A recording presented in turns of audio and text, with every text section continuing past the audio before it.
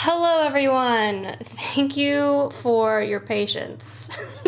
We had a lot of technical difficulties getting started here, but now everything is fine, so we're good to go. So yes, welcome back to Fate's End, a homebrew Dungeons and Dragons game driven by Fate. I will be your tail weaver for the evening. Just a couple quick announcements before we get started. Twitch subscribers now get access to our Discord server. You'll be able to talk to the cast of our shows, interact with them, and our other community members, so make sure that your account is synced up to your Twitch account. Finn, take it away with our charity live stream announcement. All right, charity live stream announcement. We will be doing a Christmas one-shot charity live stream. This is our very first charity live stream. We're very excited about it, and charity is very important. And on December 18th, it's going to be fun, and it's going to be comedic, and it's going to be a holiday one-shot. Jack Frost, CEO of Shamazon, has been plotting to drag Santa's name through the yellow snow this Christmas in an effort to finally monopolize the holiday for himself. No Santa means more profit for Shamazon, but Santa is tough. He looks in the face of corporate conglomerates and says, "Ho, ho, no." With the help of a few of Santa's reindeer and a couple other quirky individuals, they might just save Christmas. So to tune in December 18th at 7:30 p.m. CS time. We hope you will join us and give our support to the Center of Suicide Awareness this holiday season. That was beautiful, Finn. Thank you. Next announcement, fan art. We now have a fan art slideshow that is going to pop up during our break. We're going to feature those amazing artists out there who've been creating fan art. So if you're interested in creating fan art for any of our shows, you can either tag us in social media or send us a message on our website. Daniel, if you'll use the command fan art, that will give them a direct connection. For more info, you can also click on our fan art panel down in our Twitch About tab that's below. So you can check it out there. We basically created a special web page on our website with detailed character descriptions for all of our cast characters. So you guys can create fan art if you'd like, and you'll also be featured during the break. And of course, we'll also share that on our social media as well, because we love fan art, and fan art's awesome. Next, so our giveaway this evening, we don't have a 9 realms giveaway this evening, but we will be giving away one of our founder enamel pins. I think we only have like 8 of these left, and once they're gone, they're gone. They're signed by Daniel and I. Let's see if I can show you guys on screen what it looks like. Boop, there it is.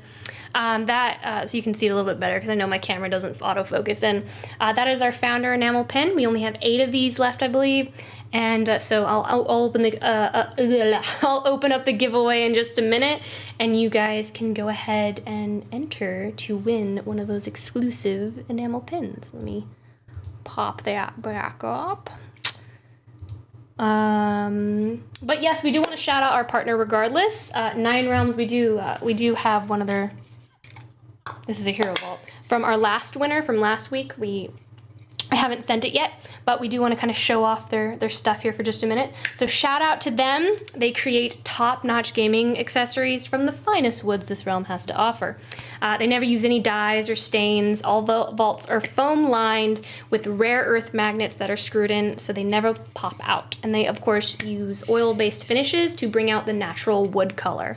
And they have so many different wood grains and woods to choose from. You definitely got to check it out. Amazing Christmas present for all those dice goblins out there, and of course the tabletop RPG enthusiasts as well. Beautiful dice trays and dice towers in a variety of woods. And of course, if you're going to grab anything for Christmas, make sure to use our exclusive partner code LYRE10 to get 10% off. I don't know if you guys have noticed, but something's going on in our partner slider down there. I think this is the right direction. We have a new partner that we are very excited to announce. Our partnership with Wander Lily Dice. They are also a local to Huntsville, Alabama, just like us and Nine Realms Gaming. Wander Lily Dice creates handmade artisan dice from start to finish. Their dice are sharp-edged, sanded, polished, and all inked by hand. Each die is perfectly unique and one of a kind. So here's the important part. They launched their store.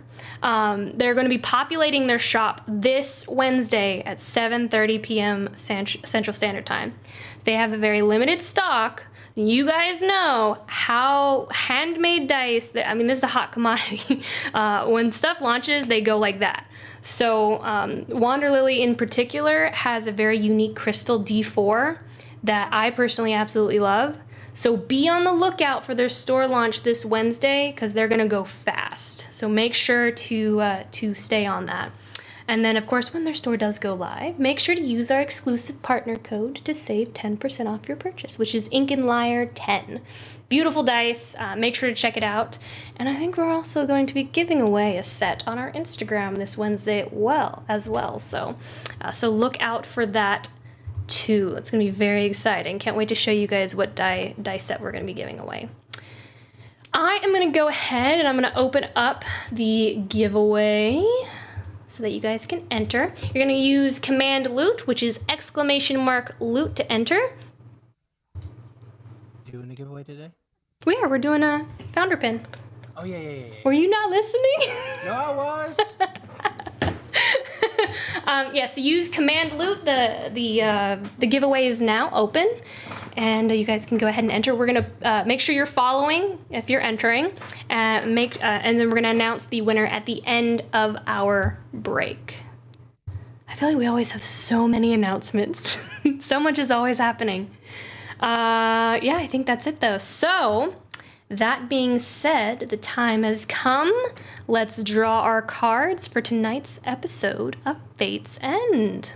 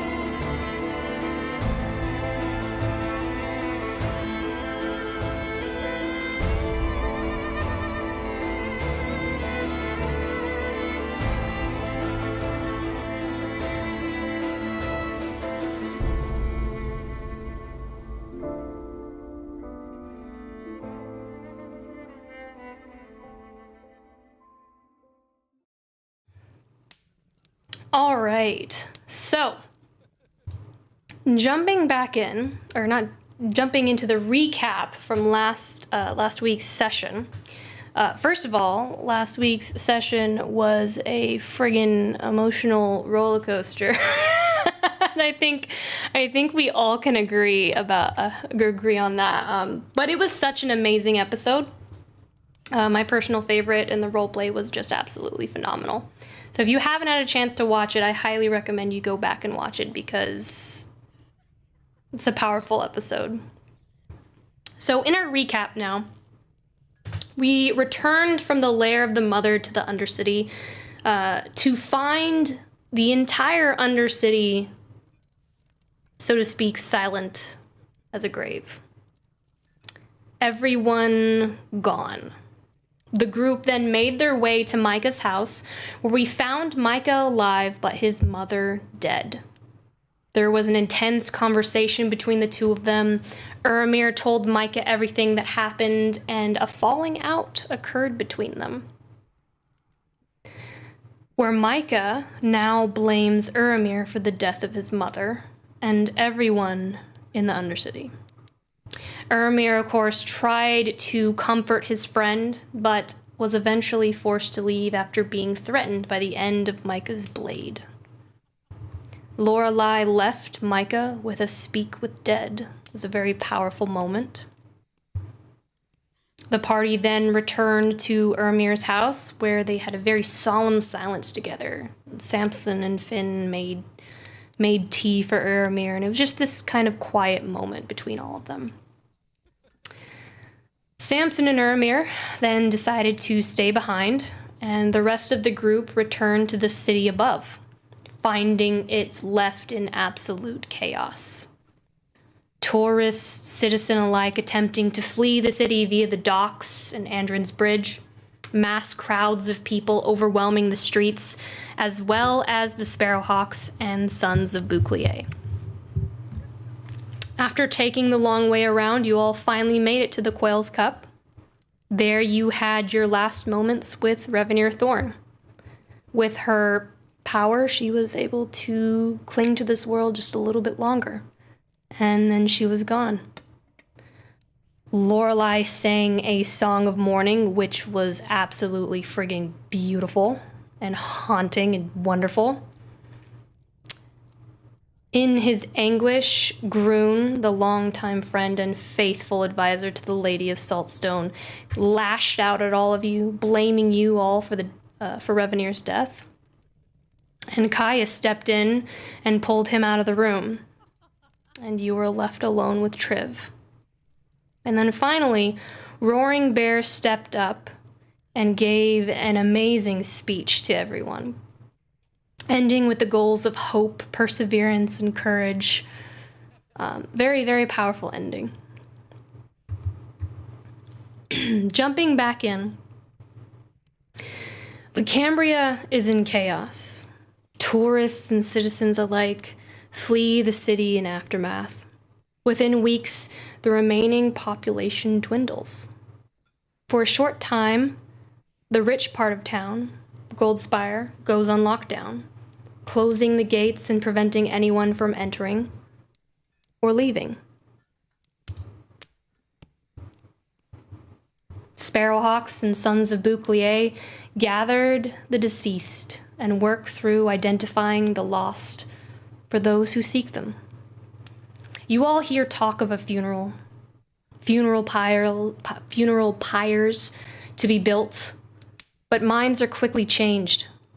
The bodies will instead be stacked and burned without the aid of wood, as nearly the entirety of the wildwoods would have to be cut down in order to have the proper funeral pyre these individuals deserve.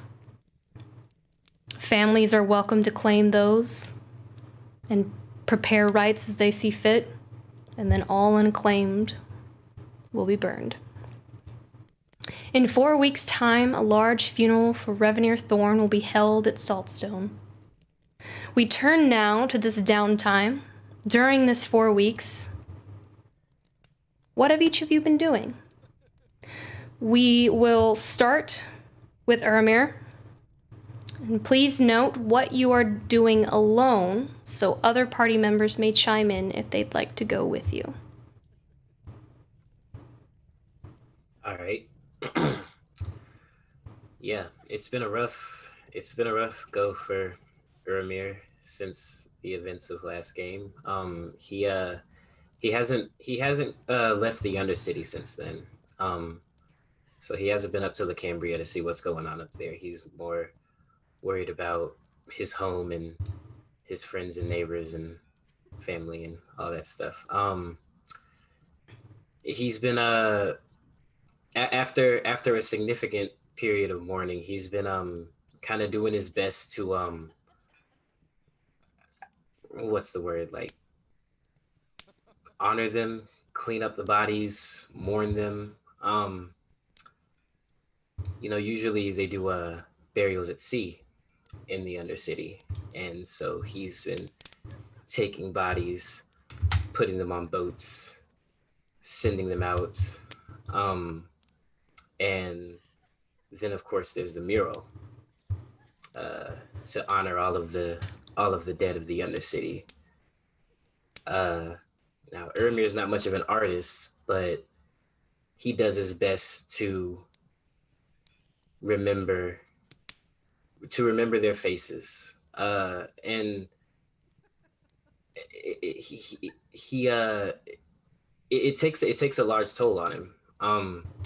He'll drag the bodies over to the wall and kind of prop them up just so that he can look at the face and then paint their likeness on the mural. And his goal is to add everyone. And as the wall starts to fill up with faces, the drawings get less and less detailed, and the lines are less straight and more kind of jagged, and the quality of the pictures kind of start to deteriorate along with his mental state. It's more of a like, and he does this like all day for like, days at a time, just wake up and go and tend to the bodies. And when he's not doing that, he's working on building stuff. He works on Umber, his little bat, and he draws up blueprints for other schematics, just keeping himself busy. And then when the pain gets too much for him, then he goes back out and he tends to the bodies of everyone that was lost. So this this back and forth process, almost like a machine, like Umber. You wake up, paint, work on Umber, sleep. Wake up, paint, work on Umber, sleep. Back and forth, like the cogs of a machine. Cold, and trying not to feel anything. Who all is here during this event?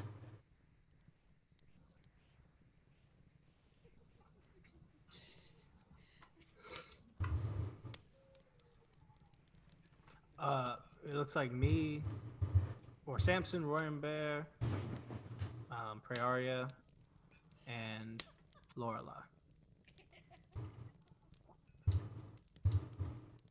And what do you guys do during this event with Ermir? You so it's I'm sorry, Lorelei, Samson, and who? Roaring Bear? Prayaria, Roy. Prayaria and Roaring Bear. Okay.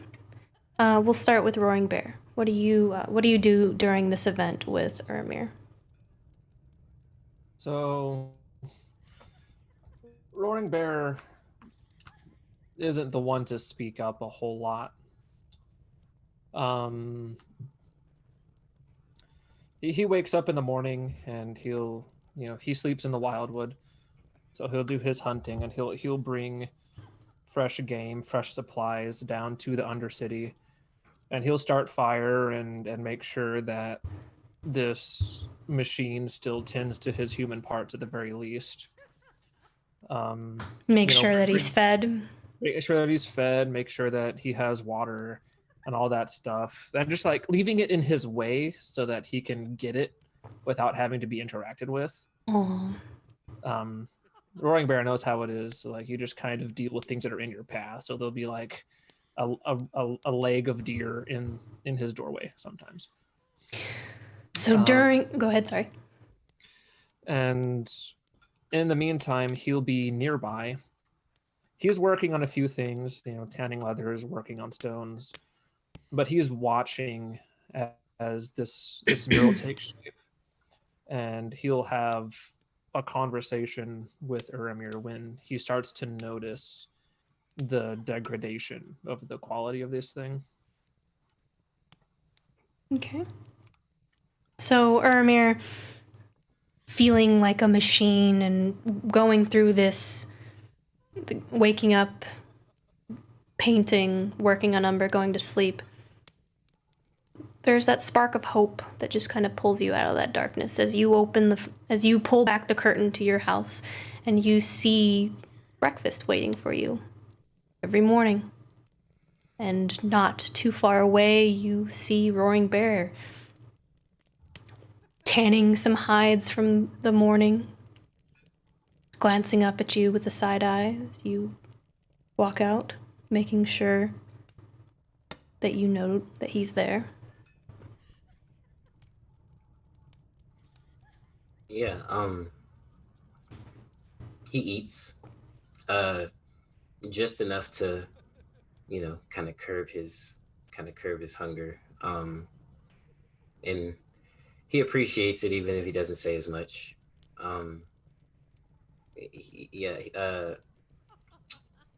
Uramir's not really in a place he wouldn't be the one to start the conversation. He just kind of, take it and eat it, or I guess like put it on the plate that he found in the mother's lair. just out of habit, and not out of habit. Well, he might think it's out of habit. I don't know. All right. Yeah, but yeah, he does eat, and just continues what it is he's doing. Okay. Lorelei. Lorelei spends most of her time in the Undercity cleaning up. Removing blood stains, cleaning up any broken glass or things that were dropped. Pinning back the curtains of various hovels. Trying to memorialize the livelihood. When Uramir starts trying to paint, she'll approach, and this is, I think, the only time she really does, and says, "Here, you'll need these," as she hands over the painter's supplies she found in the cave. That's right, you did. Lorelei hands you a very nice set of painter supplies. It's actually in a polished, oil-stained, very beautifully oil-stained, 9 Realms quality wood case with little latches on it. They're a little rusted from being in the cave, but opening it up, it's just beautiful. The bristles are very neatly trimmed, and the metal wrapping around each individual brush is near perfect. It's a very nice set, and there are a couple potted paints in the kit as well. Some inks and some dry pigments as well that can be mixed with water. All very high quality. He takes the box of paints and just kind of nods. Doesn't emote too much, but he uses those to continue the mural. Okay. Samson, what are you doing in the Undercity with Uramir?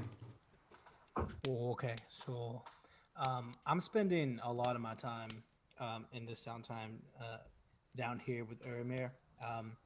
Basically, all my free moments, not like, well, not all my free moments, like half my free moments. I'm spending a lot of time with Urimir, just kind of being around and talking to him and helping him with the stuff that he's doing. At some point, I imagine that I would help gather the bodies and start stacking them up and things like that. So So you would as probably he's be making them- helping Lorelei. Yeah, well, probably not. Probably not helping Lorelei. But I'd be finding bodies because Okay. they need to be buried and things like that. And so I would spend a lot of my time gathering bodies and bringing them for Ermir to paint. So he didn't have to do that part of it. So he could just focus on the painting Okay. and help out. I drew craft a chess set. It's made out of like vines, and I made the daisy baby's breath pieces for the kings and queens, and I made a set of chess that Urimir and I occasionally play to help take his mind off of things. And yeah, I spend a lot of time just helping him out, being available. Okay. At some point, if it looks that Urimir is starting to in the degradation and everything that he's got, I'll just walk up to him and hand him a good berry.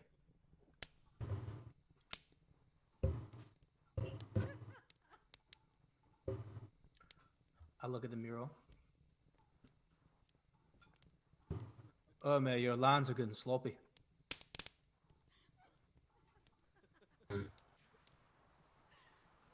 Not much of a painter. There's no one else here to do it anymore. Well, I think that's okay. You don't have to be a great painter. But you'll be mad at yourself if you don't do your best. So, eat up, have a good berry. We're gonna go find some more.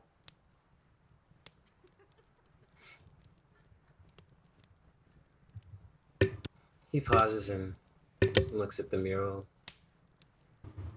and you see him kind of try to straighten the line out a little bit. Well, that's better, mate.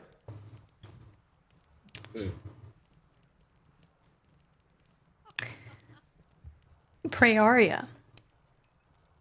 What are you doing in the Undercity in this moment? Well, I feel like Prayaria doesn't go down to the Undercity as much. She still wants to be there for Oromir, though. Like, when she's not gathering more information up the top side, she'll check in on everybody where she can. But when it comes to Oromir, she's not really sure how to be around him yet. So she'll also take the approach of just kind of leaving things for him, but she won't be seen doing it. He might not even know that it's her doing it unless one of the others tells him that it is. She'll show her support by bringing flowers. I feel like she'll just kind of, if any of the others see her, it's probably standing at the mouth of the entry to the underworld, just arms full of flowers, not really ready to go down, but when she does, she'll leave them at the wall, and with some of these flowers she'll make him paint, and she'll just kind of leave those there as well. Like you make pigments out of the petals and stuff, is that what you mean? Yeah. You guys are so awesome. So, Urimir. In all of this crushing emotion that you're feeling, you are very rich in friendship.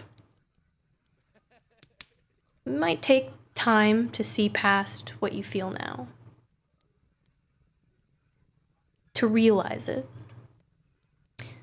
But you see Roaring Bear, you see Samson, Prayaria, Lorelei.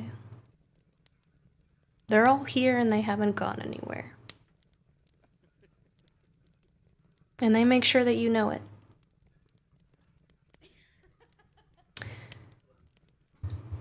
In addition, because you did tell me this, you all do see Urimir working on Umber. You see the long clawed, the long finger claws that he snapped off of the hungered from beneath the city, or beneath in the lair of the mother. You see him forming a chain tail on Umber, and he's latched on almost like a bat scorpion, these two long rotting fingers on the back of Umber. As you watch him while you're down there, you see this happen as well. So I did want to make a note of that. We did what? The scorpion it's a flying scorpion now? It's a flying scorpion bat. God. It's like the creature from, Revelations, the the lion scorpion. It's at this thing. point I start to worry for Irma's health. Before I thought he'd pull through, and everything now I'm else worried. was fine, but Yeah, now yeah. this is where we draw the line. Yeah, now I'm worried. So It was bad enough. And then it just So we'll move on to Finn next for Finn's downtime. So Finn he's in the Undercity for the first few days after everything goes down. But it's very cold Finn is down there too, sorry. Finn cares about you too. I'm sorry. Yes. I felt so bad. I'm like, Finn cares too. I mean, he's not there the whole time, but yeah, I think it's better. Like Finn was just upstairs, like in the camera, and never came down. Yeah. he's like, I'm good. I'm leaving. So Finn's there like in the very beginning. But there is a lot. It's very cold. It's dark. There's such a heavy presence of like death and sadness. And it's so depressing. And Finn can't stay down there the whole time. Yeah.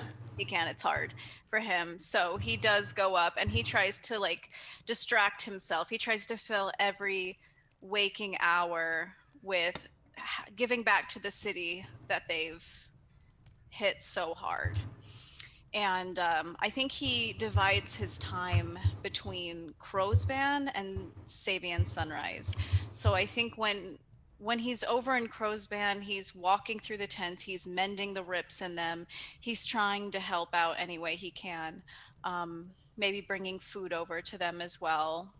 And at Sabian Sunrise, he is drawn there because of the book that he found in his room. And he learns that Savion is the prominent god that most people worship, correct, in Lacambria? Mm-hmm. And so he tries his best to learn like the funeral rites and the customs that come with burying bodies and getting them ready for the pyre, things like that. And because they can't be all burned from the wood, like I imagine he has to like clean the bodies and prepare them and go through those motions, and it's very difficult for him, especially because there are so many faces. There's so many faces and so many people, and like just they start to become a blur because there's so many of them.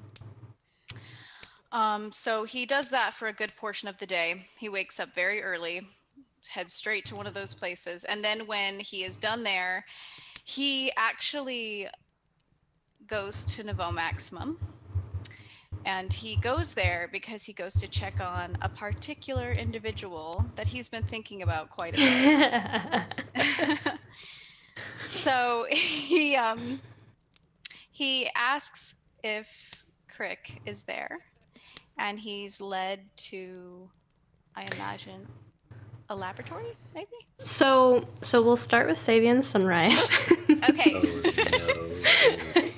Oh, no. Just to kind of give you the visual, we won't stay on Savion Sunrise for too long, but when you first approach Savion Sunrise, it is completely made out of limestone. The center of the temple is a massive domed structure constructed completely out of limestone. The dome is carved with these intricate swirls that move up the dome to the apex. And then surrounding the building, you see these spires, like long walls with arches cut into them so people can walk through, and they swirl around the main building like rays of the sun. And then entering the building, you see this massive hole cut into the apex that allows the sunlight to shine down and fill the entire chamber with light. And then you see colorful mosaics that fill the domed walls with various depictions of Savion. And under each mosaic scene, you can see these almost miniaturized versions of the domed building itself, but smoke drifts up from the holes in these. They're incense burners.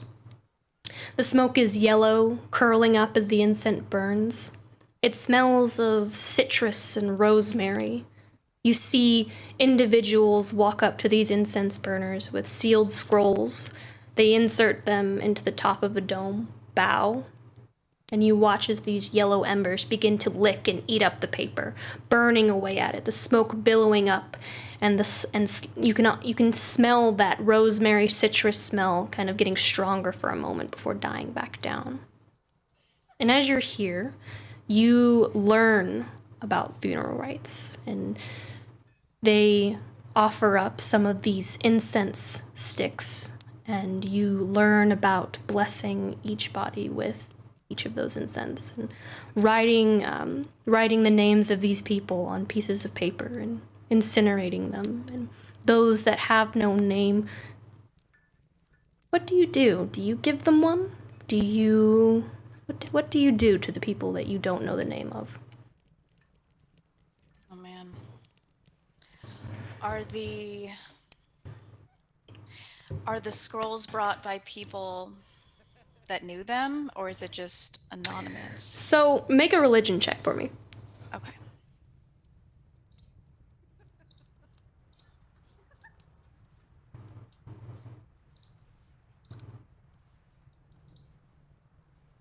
Okay. 15. 15? Okay. Easy enough. So when people walk up and put these scrolls and these incense burners, this is their way of prayer. This is their way to communicate. They write these letters to Savion, they write messages, and then they incinerate them. It's not like in Christianity and where you put your hands together and you pray and you kneel. Like, this is their way of how they communicate with Savion. So the incense, in a similar fashion, when names are written upon the scrolls and burned with this incense, it's a similar fashion. It's as if you are sending this person home. You're taking their name and you're sending them to Savion. Okay. So I guess if he doesn't know the name of the people on the scrolls, he would just think beautiful images. He would try and think of like flowers or just rays of light, prisms, things that will hopefully communicate some semblance of their life before he sends them up in the incense smoke. Okay. So yeah. All right. So that's what you learn in Savion Sunrise. Now, the individual that you're going to meet, I imagine that a lot of other individuals would like to go with you for that. To visit Crick. So Lorelei, Prayaria. Samson's not going. Roaring Bear's not going. Urmir, I'm guessing, is probably not going as well. Well, if you mention Crick, he would probably go. If he goes like... So everyone but Samson is going. And before we go, I would have a conversation with Samson.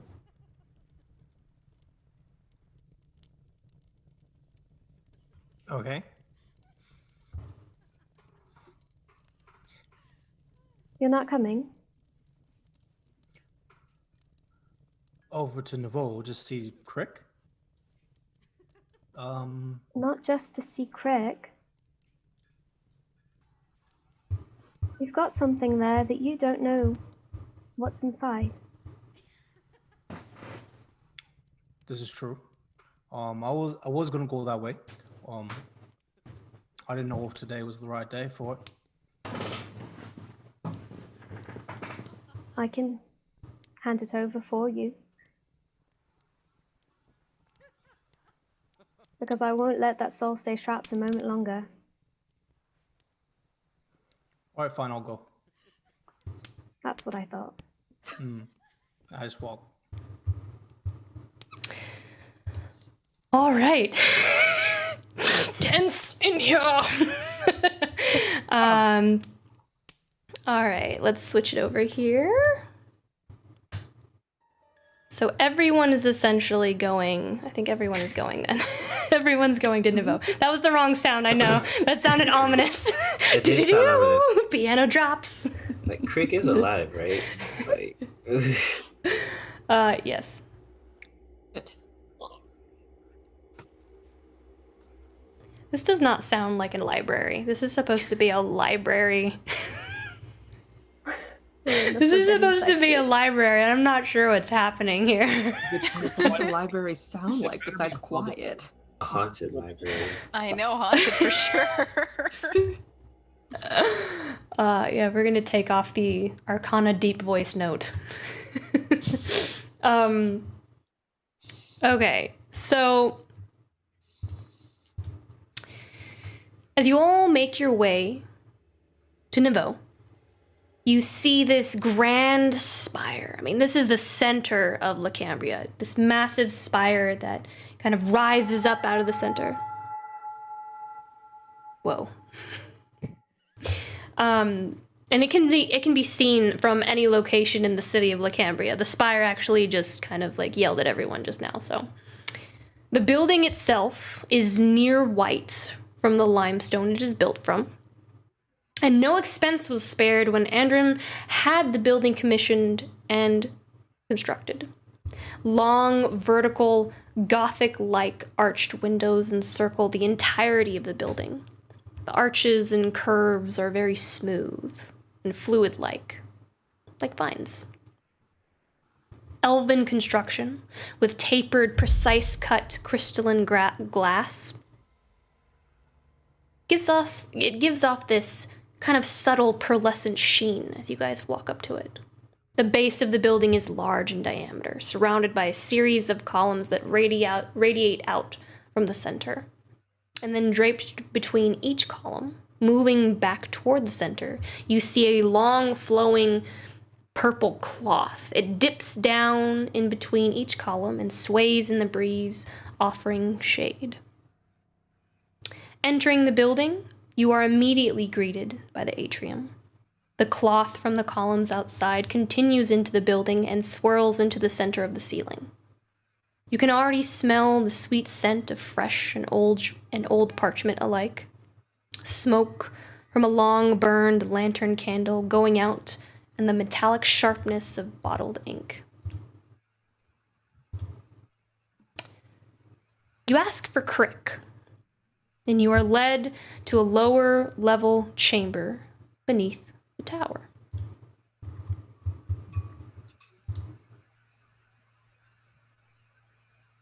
Okay, I guess we can knock. The door's open. Oh, okay. The room you all enter is lit with dozens of colored lanterns floating along the ceiling, bookshelves and parchment lining the walls. Long tables fill this spacious room with various bubbling mixtures. Another desk with fine quill pens and journals, and a fine bed with fresh, clean linen sheets and plush feathered pillows near the far wall away from the workspace. A night and day from the hovel that you guys remember finding him in. Just complete night and day. There you see a man writing in a journal, as he intensely studies on some unknown elixir bubbling in a vial in front of him. Clean shaven. Finn, you're the only, like, he looks so different. The rest of you wonder who this guy is. He's nearly unrecognizable. Clean shaven, hair combed back, dressed in a fine violet tunic with the symbol of Niveau embroidered across the left of his chest. His face is very well rested, where before the eyes and face were kind of sunk in with the heavy dark circles. You see black cords hang from each side of his collar, and his thick, finely combed linen breeches are dyed a very dark violet. His tunic stretches up to just under his chin, completely covering everything from below his ears, all of his neck, the gashes and the scarring and the infected skin that you guys all remember seeing, completely covered. And a violet gem glows right in the center.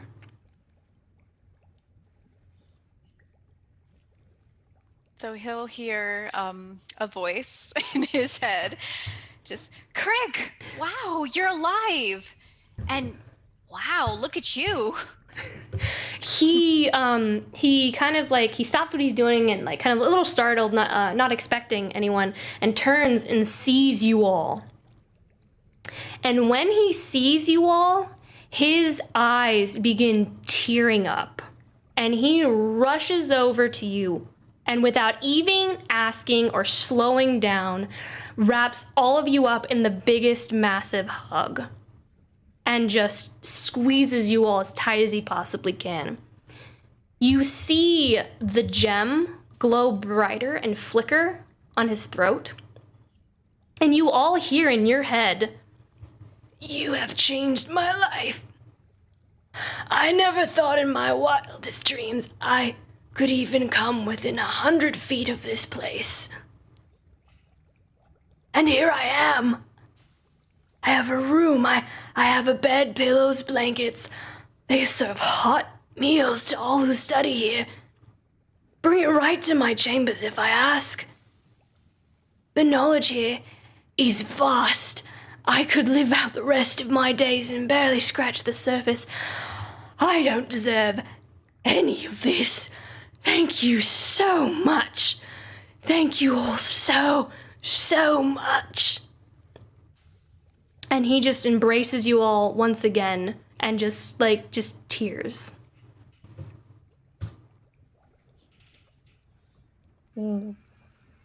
Stop rubbing my head, it's unbecoming. I don't know why you're thanking us. You definitely deserve to be here, it looks like. They're probably lucky to have you. They are very. You hear all in your head, and as he speaks, you can see the gem glow with each word. They are very interested in my findings on the larva and their connection with Frieza's lament. But I am no one in compared to some of the masters here. No one. Well, are they mentoring you? Will you maybe become a master one day? I'd like to think so. I'm just a student here, I think. They let me use the tools in the workshop spaces and have allowed me to set up my own space. I wasn't comfortable being around others, and they were very kind to let me have a laboratory in my own room. Finn's gonna make his way over. Wonderful. That's it. So what to say? Finn will make his way over to. Did you say he was brewing a potion? He's got a lot of different things and different vials and tubes, and he's just kind of yeah. Okay. He'll make his way over to one of the vials that's bubbling, and he'll just like lean really close into it and just like examine it. What are you working on right now?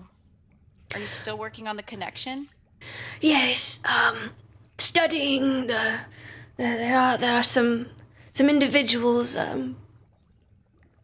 It sounds very barbaric, but I've been allowed to study some brain tissue. I'll glance over to Ermir. Oh. He's And you listening very guys do see like a brain sitting on the counter or the table.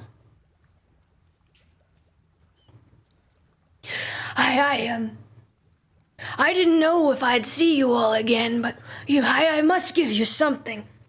One moment. And he just kind of like walks over to the chest at the foot of his bed, and he just kind of digs around, and he brings back this massive jug with spouts surrounding it. And he goes, "Here!" He hands it out to you. Is it a teapot? What is it? Oh no, it's so basically it's pretty big. It's roughly like yay big, yay wide. It's got spouts just kind of surrounding the whole thing.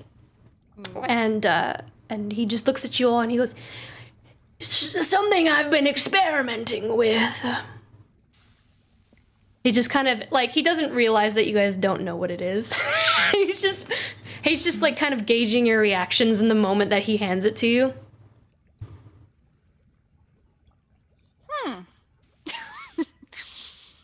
A jug.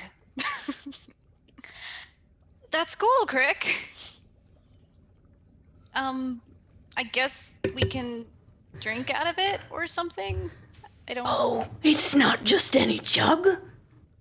It's a special jug. Don't you know what this is? We know all about special dinnerware. Shoots her eyes at Uramir. So he holds the jug and he taps it and being the adorable like little goober that he is, he goes, "Mayonnaise." And like he pops the cork off, and like he grabs like a long like spoon and he dips it into the jug and pulls it out, and there's mayonnaise on the spoon.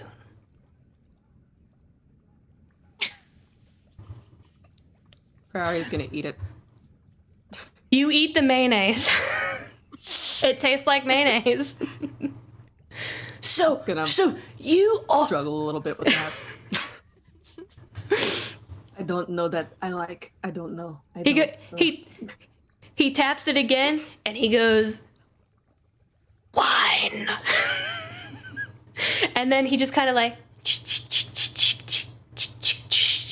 sloshes it around a little bit, and he just like eyes wide and super excited like a geeky kid, looks at you all, and he's like, he just pours it out like onto the table, and it just kind of like sloshes over the side and onto the floor, and it's wine. Whoa, I get it now. You say what you want and it suddenly becomes that thing. Wow, is it only liquid or can you like put anything in here? It's a liquid. Oh. It could be poison, acid, beer, honey, oil, vinegar, water, fresh or salt, and wine. It's Look, a RB. marvel. Yeah, you can get fresh. You can make 2 gallons of mayonnaise if you want. No more mayonnaise. You can get fresh water whenever you want now, RV. You don't have to like try and get it from a Or 4 gallons of beer. rock. He just holds it out, like waiting for someone to take it. Like I'll take it. Finn just. Wow. You all now have an alchemy jug, which I will place in Finn's inventory.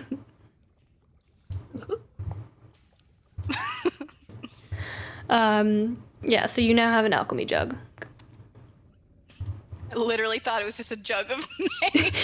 It's just a jug of mayonnaise. There's nothing special about it. I was willing to accept that. That it was just me. You should now have that in your inventory, Finn. Okay. I think it went in there. Roaring Bear's eyes lights up. Can it do pine tar? Oh, no, unfortunately. I didn't think of that. But acid is very useful. Well, maybe if it tries really hard, it can. We can try it out later, Harvey. We can see if it works. This RB just looks super massively disappointed now. Magic. Could do everything till it can't.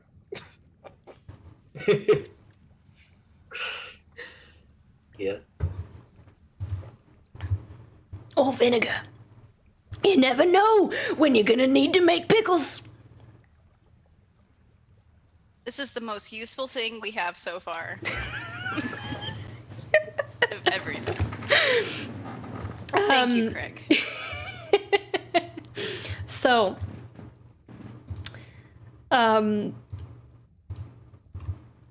you all, he gives you this alchemy jug, and you all talk with him and share this wonderful reunion, and you have a couple glasses of wine, some of you don't, I'm sure, and beer, and mayonnaise, so.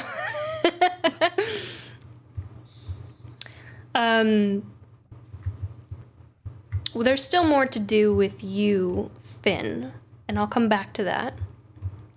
But since we're at Niveau, we can go ahead and go through that. So I believe there's two things at Niveau that we had previously talked about for our downtime, and that was the Weeping Vial and having Garfield, our polymorphed larva, looked at. Would you like to do the larva first? I would. Does everyone go with Prayaria for this? While they're doing that, Uramir would kind of hang back, and he wants to talk to Crick before he leaves Niveau. Okay. All right. Yeah, so I didn't go to Crick or that. I just went to the Weeping Vial. Okay, so you weren't there. Mm-hmm. Okay.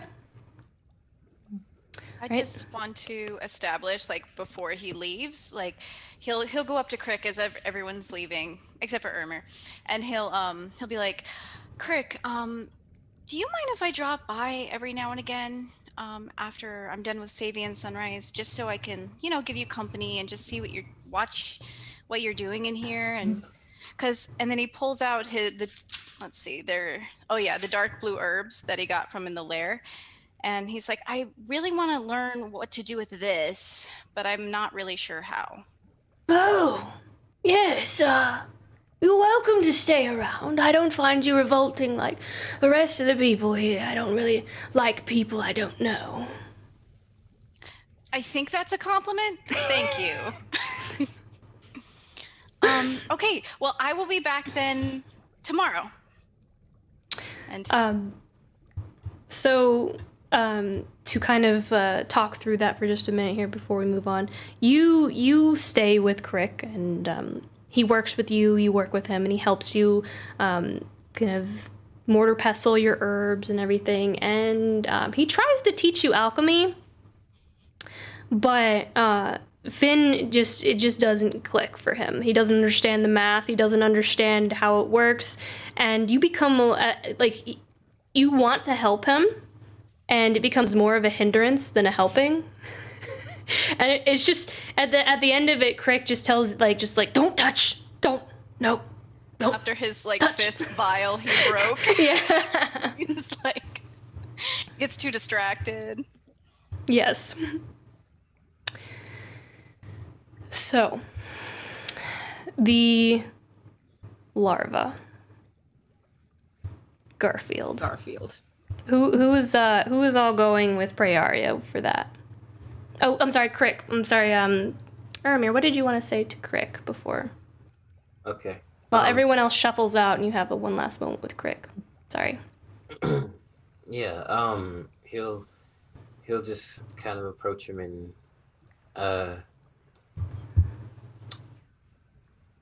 you can't really make eye contact with him. He's not like kind of just gauging how he's looking and stuff. He says, You've been awful quiet.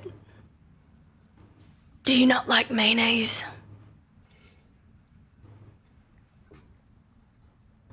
You know, I thought about making it strawberry jam, but I felt like mayonnaise was so much more universal. I've been in the Undercity.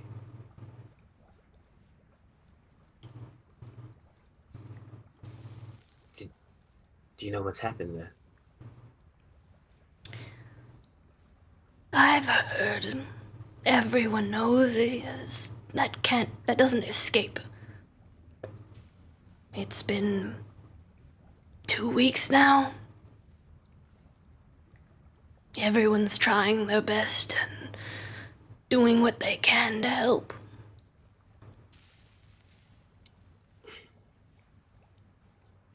I wanted to ask, you know more about the larva than anyone, and how they work, and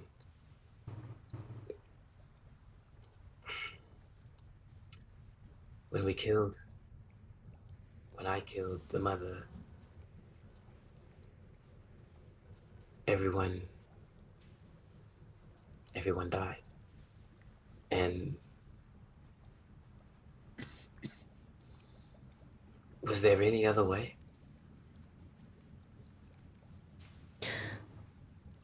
Are you telling me that killing the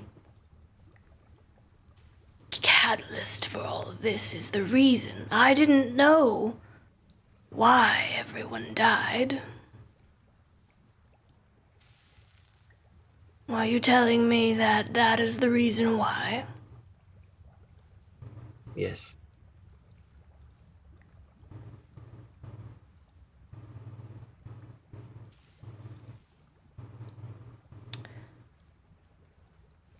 I don't think you should say that anymore.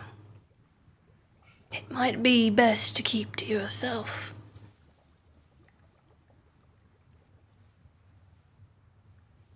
He kind of looks perturbed or disturbed from your comment, and he just looks over back on the brain at the table.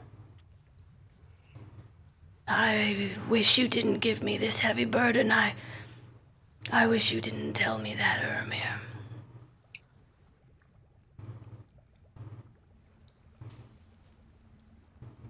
I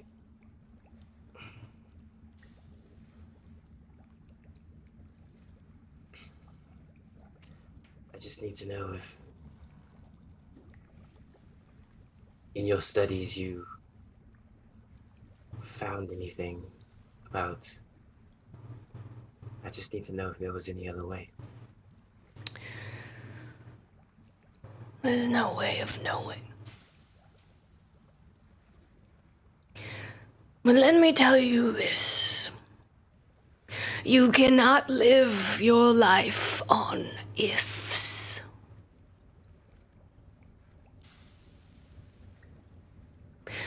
Because there will always be an if. What if I did that? If this happened? If that? And it will eat you alive like the creatures that fed on these people until you are nothing but a husk. I'm not a wise man, but I know that much.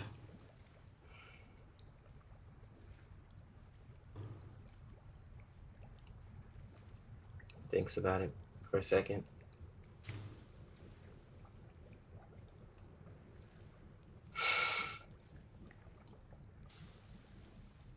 Thank you. I'm sorry for burdening you with this knowledge. I don't know what I will do.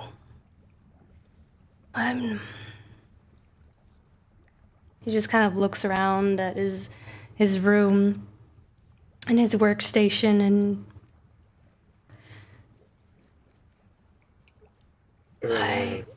I don't think you should stay here anymore, Amir.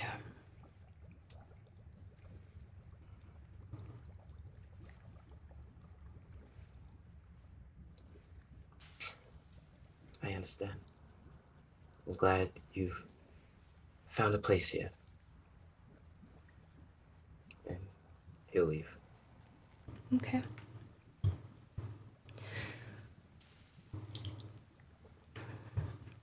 Amir, do you join your friends in the polymorph situation, or do you return to the Undercity?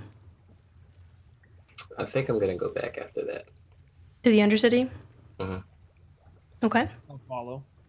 Roaring Bear follows. You make your way back to the Undercity. Lorelei, Finn, and Prayaria.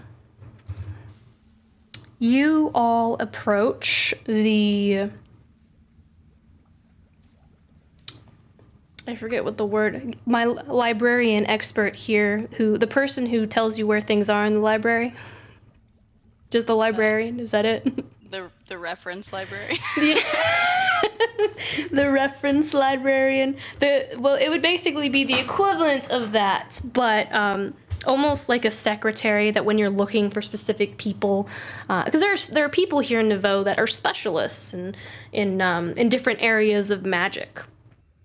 So you walk up to this person that will direct you in the right situation, and I'm guessing you explain the situation to this person, right? As best as we can. Do you pull out the larva and Yeah, she just like gently shows Garfield. Hello, I'm Garfield.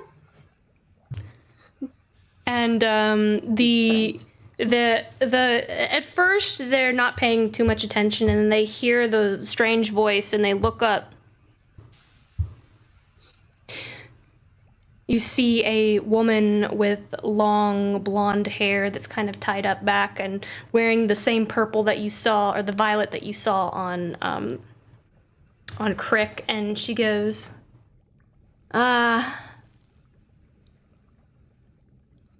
transmutation.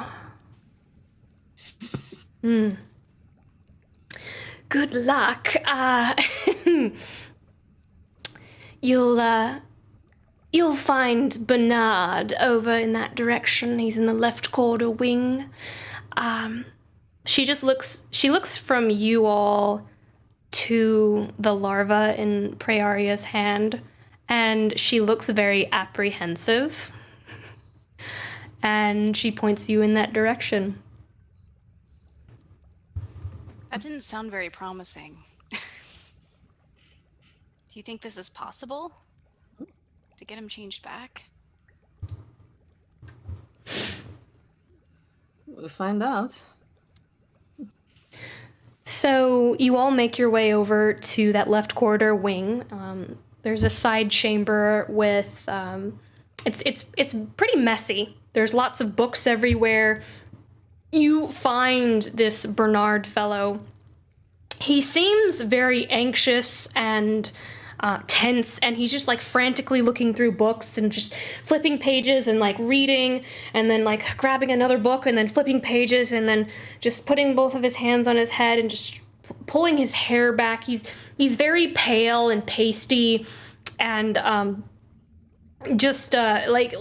you can't tell if his skin's always like that or because he's so stressed out that like the green from underneath his skin is showing through and he's just freaking out. And he just looks up and he goes, slams the book shut, and he goes, "Oh, hello. I am Bernard. Did you get lost, or did someone send you here?" We were sent here by that lady over there. Oh. Point in the direction. they came. Tali. Thank you. Yeah.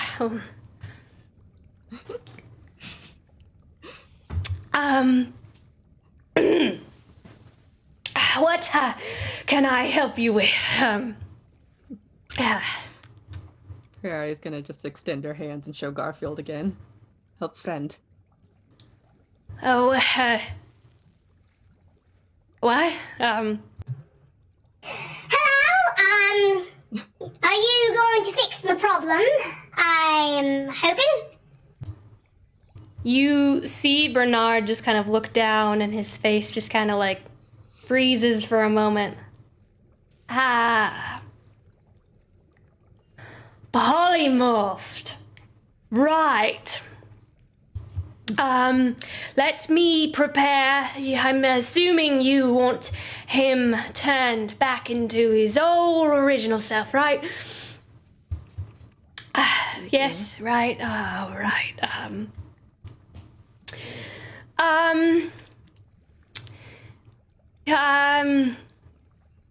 Let me get my masterful book and,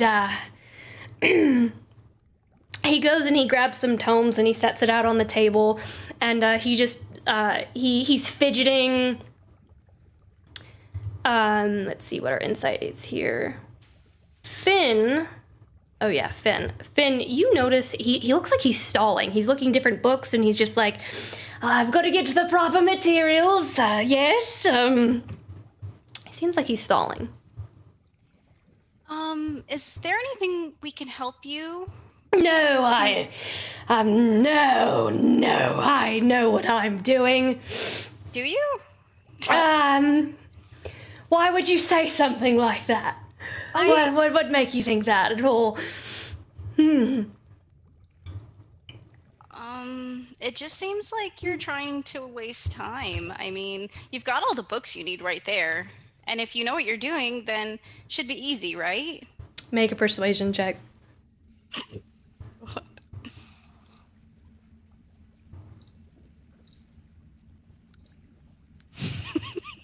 11. That's fine. That's good.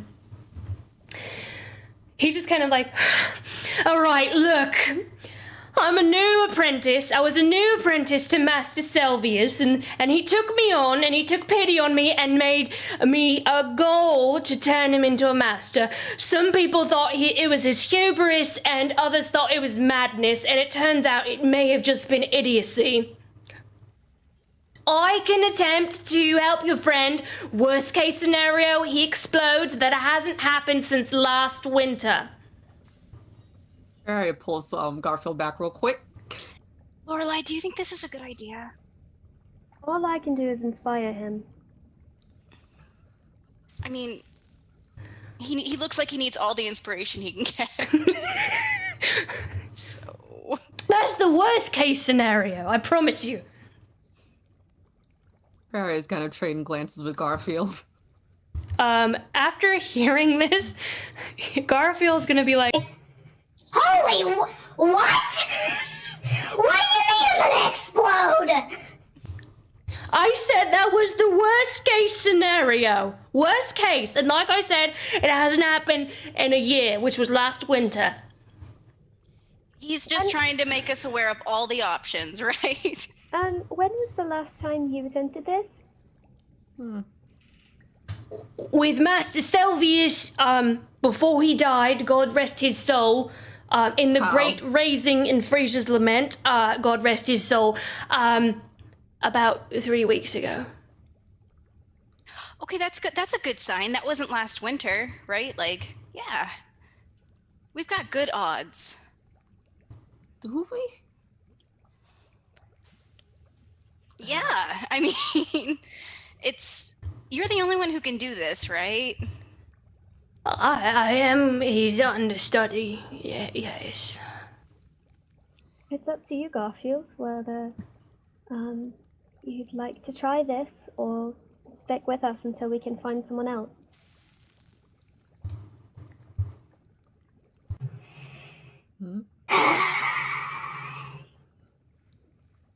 Honestly, would it be really bad to die? I mean, I don't want to be this anymore. Do you know what it's like to just exhume mucus all the time? To never feel dry? I'm willing to give it a try. Just what could be worse than this, really?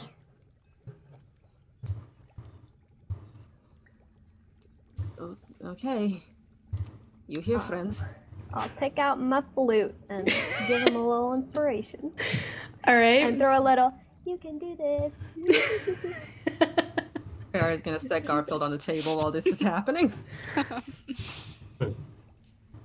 So you inspire Bernard, and he just kind of like, I knew that there would be more than just Master Selvius who believed in me. I'm not entirely sure if it's true, but I do feel a little bit more, ready, like I could, slam down and off your boots and be fine. Don't do that. No. No, you're right. I shouldn't. It wouldn't be professional. All right. He takes out some chalk and he begins to just kind of draw a circle on the floor. Very, very large circle. It's probably like 5 feet wide in diameter. Just drop him right there. Okay, so she's gonna pick him up off the table and she's gonna kind of like boop him with her nose. And then just put him on the floor. He just kind of like he boops you back with his whatever thing that he's got going on. He goes, Whatever nose slugs have. oh, you getting sweet on me now? Oh, I bet you're gonna just find me all kinds of attractive when I, wriggly. Survive first, then we see. Oh no. Well, bottoms up, let's do this. So you see Bernard. He takes out a tome and he just kind of like he's sweating like a river right now, like that meme where like it's just pouring around his face, and he's just pouring through and he begins to read through the incantation, moving his arms, and as he does so, and then you see before you Garfield begins to expand and contract and expand and contract, and like the whiteness of the larva turns into this pinkish color like skin, and then it gets a little veiny, and then you see like this snout pop out, and he's a naked mole rat, and Bernard's just like, it's fine. We're getting there. This is a good sign, and we're going in the right direction. Let me go. And then he's and He's going to be naked. No, you hear Garfield just kind of like, Oh my god! I didn't know I could look more hideous. I don't know. I might be regretting this. And he keeps going, and he continues to like cast the spell, and then you see him start to grow fur, and then he pops out two larger paws, and he becomes like a panda next. And he's like, oh, well, at least I have thumbs now, sort of. Not really, but yeah, I can grab things now. That's a positive, right?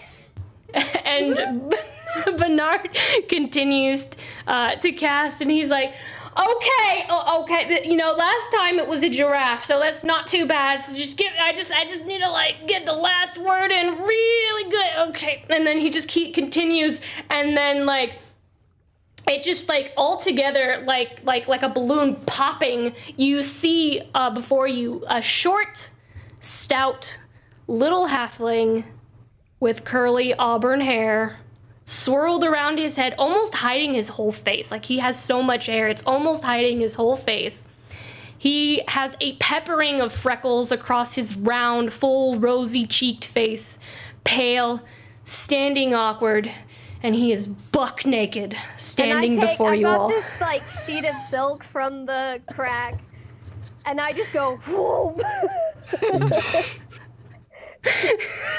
And he just looks up and he's like, "Am I handsome?" Oh, look, Lorelei, he did it! Yay! Oh my god, I have hands! I have hands! You see Bernard looking at all of you and he goes, "Wow, I actually did it. I knew what I was doing all along. Look, he's back to his old self. I hope so. I hope that's what he originally looked like. I'm not sure." And then then Garfield's like, "Oh my hands,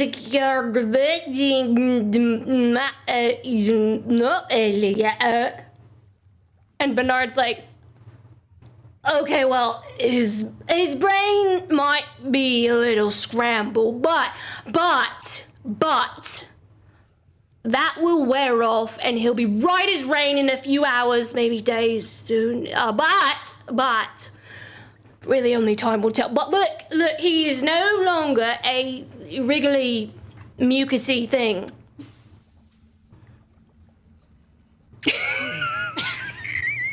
We cut losses. Are you sure it'll wear off?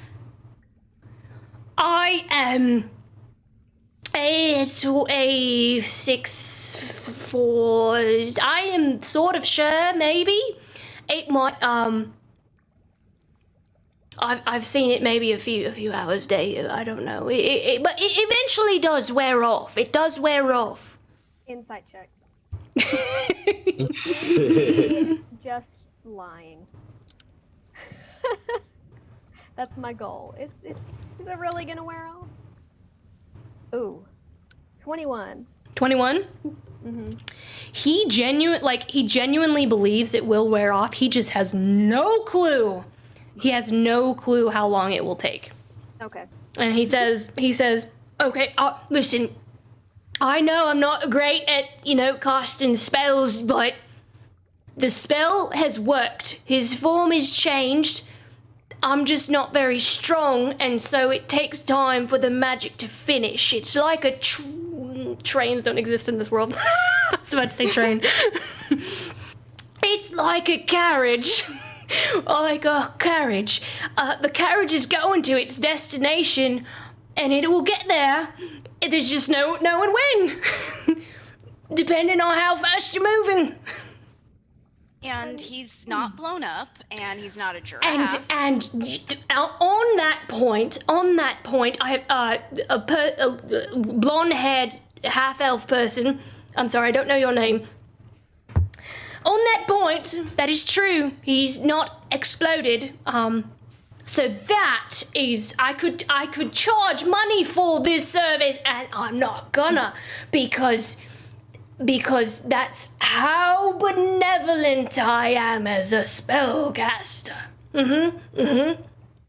Oh, thank you, Bernard. How kind. You're very welcome. Please don't tell anyone that I did a good job, 'cause I don't want to do it again.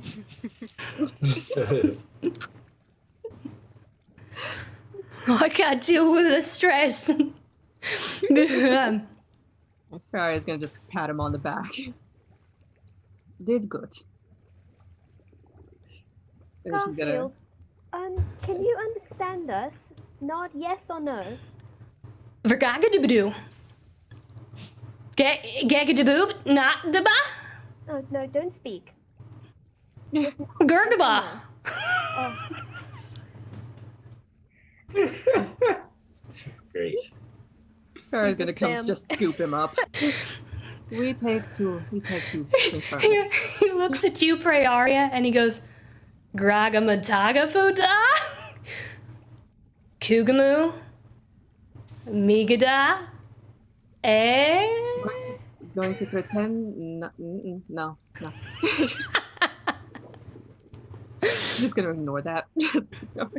First Mike and now Garfield. Prayaria is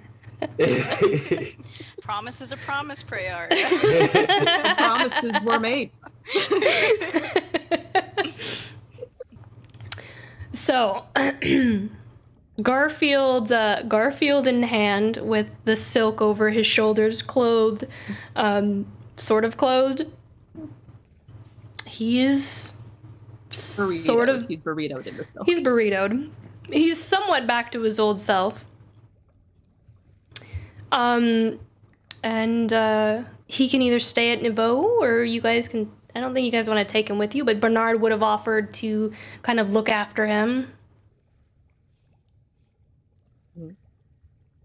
Feeling responsible and guilty as hell.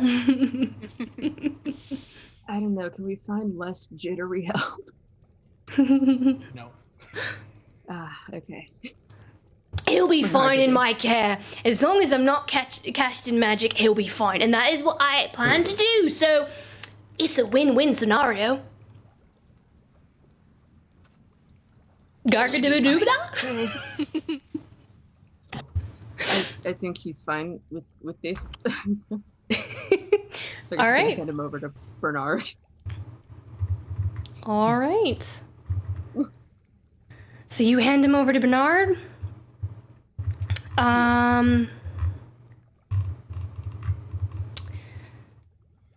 Leaving that, as Samson has already gone to the Weeping Vial, he's found somebody to inspect it. You talk to the librarian reference person. Yeah, I go The as secretary.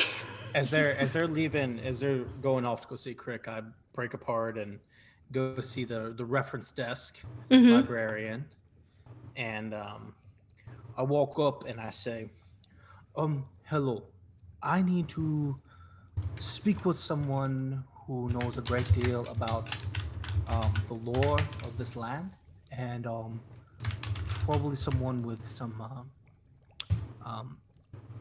skill, like an arcanist of sorts. Because I have an item that I need Identified. No, not identified. I know what it is. I need someone who can give me a little bit more information on it. I see. Let me see. We've had a few of our masters die. So let me just check our books here. Master Talum might be who you're looking for.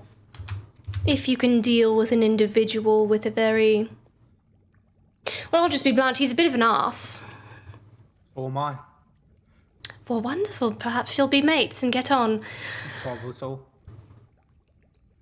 Well, Master Talum is going to be up on the seventh floor, I believe.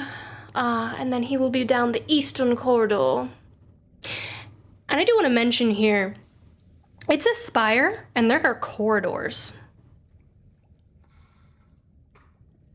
So it's magically enchanted spire, which is a little bit, like your brain can't quite comprehend it all the way. Did anyone install an elevator? Oh, well, quickly.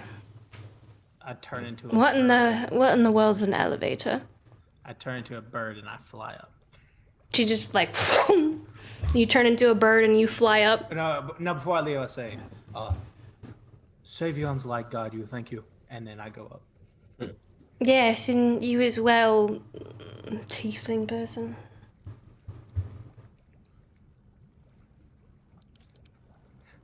I turn around to get all up in her face. I just go up to the 17th floor and go down the corridor and look for Master Talum. Okay. You go down the corridor and you find, this kind of place looks relatively the same. Although this office, I guess we could call it, or chamber, is much larger. He's a master. It's like maybe 5 times the size of Crick's, with much more elaborate artifacts kind of like scattered across the bookshelves. You see different skeletal things in glass cloches, and You see some glowing vials, lots of knickknacks. It's like almost like Indiana Jones's, collection of sorts, where you walk into his office and see all these things. Hello. Master Talum, I presume. Yes, speak your business. I need help with an item that I have acquired in my many journeys. Do you have a room that is free of prying eyes? You see him like he was behind the desk, just kind of like he has magically writing on this like chalkboard of sorts, different alchemical formulas, and looking at an item as he does so, and long black hair, pointy ears, elven, and he doesn't turn around to acknowledge your presence and says, "Just merely step through the doorway and I will have it closed and we will have all the privacy that you require." Trusting that he knows what he's talking about, I will step in the room. Immediately slams behind you. I flinch a little. Not a lot, but a little bit. He kind of stops and turns. He has very sharp features, and he just kind of sits down at his desk, and he's just like, "Bring the item."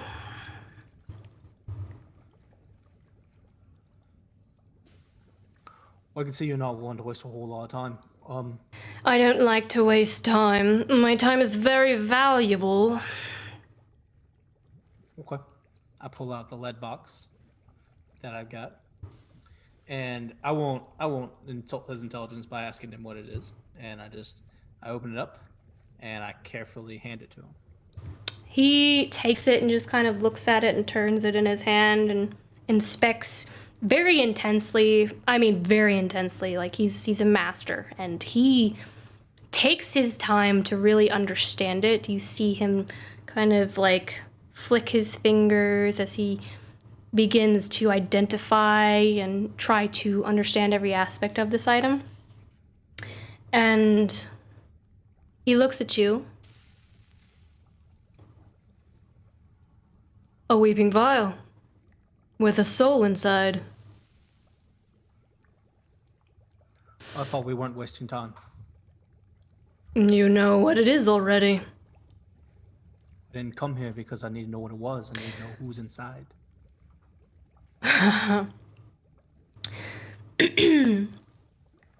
Well,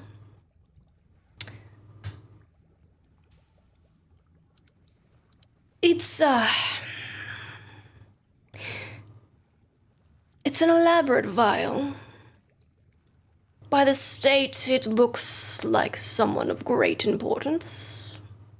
I've seen a few, very fewer, with actual souls inside. Whoever filled this vial intended to resurrect the individual inside at some point. You see, when a weeping vial is filled with the tears of the one who was lost, the one who lost them, the one that they held most dear, the tears are able to house a soul within the vial. And the soul is bound and can be resurrected. Someone intended to resurrect this individual, and they were very dear to them.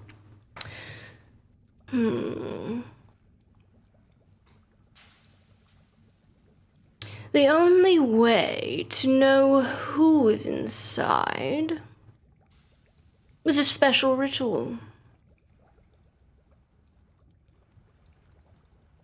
Now we're getting somewhere. If he's put it on the table, I'll pick it up again and put it in my box. Okay. Put it. And he's not. In my pocket. And he's not like gonna steal or anything. No, he's not. Unless he wants some fisticuffs. I'm assuming you need provided items for such a task. I am. Is that what you intend to do here?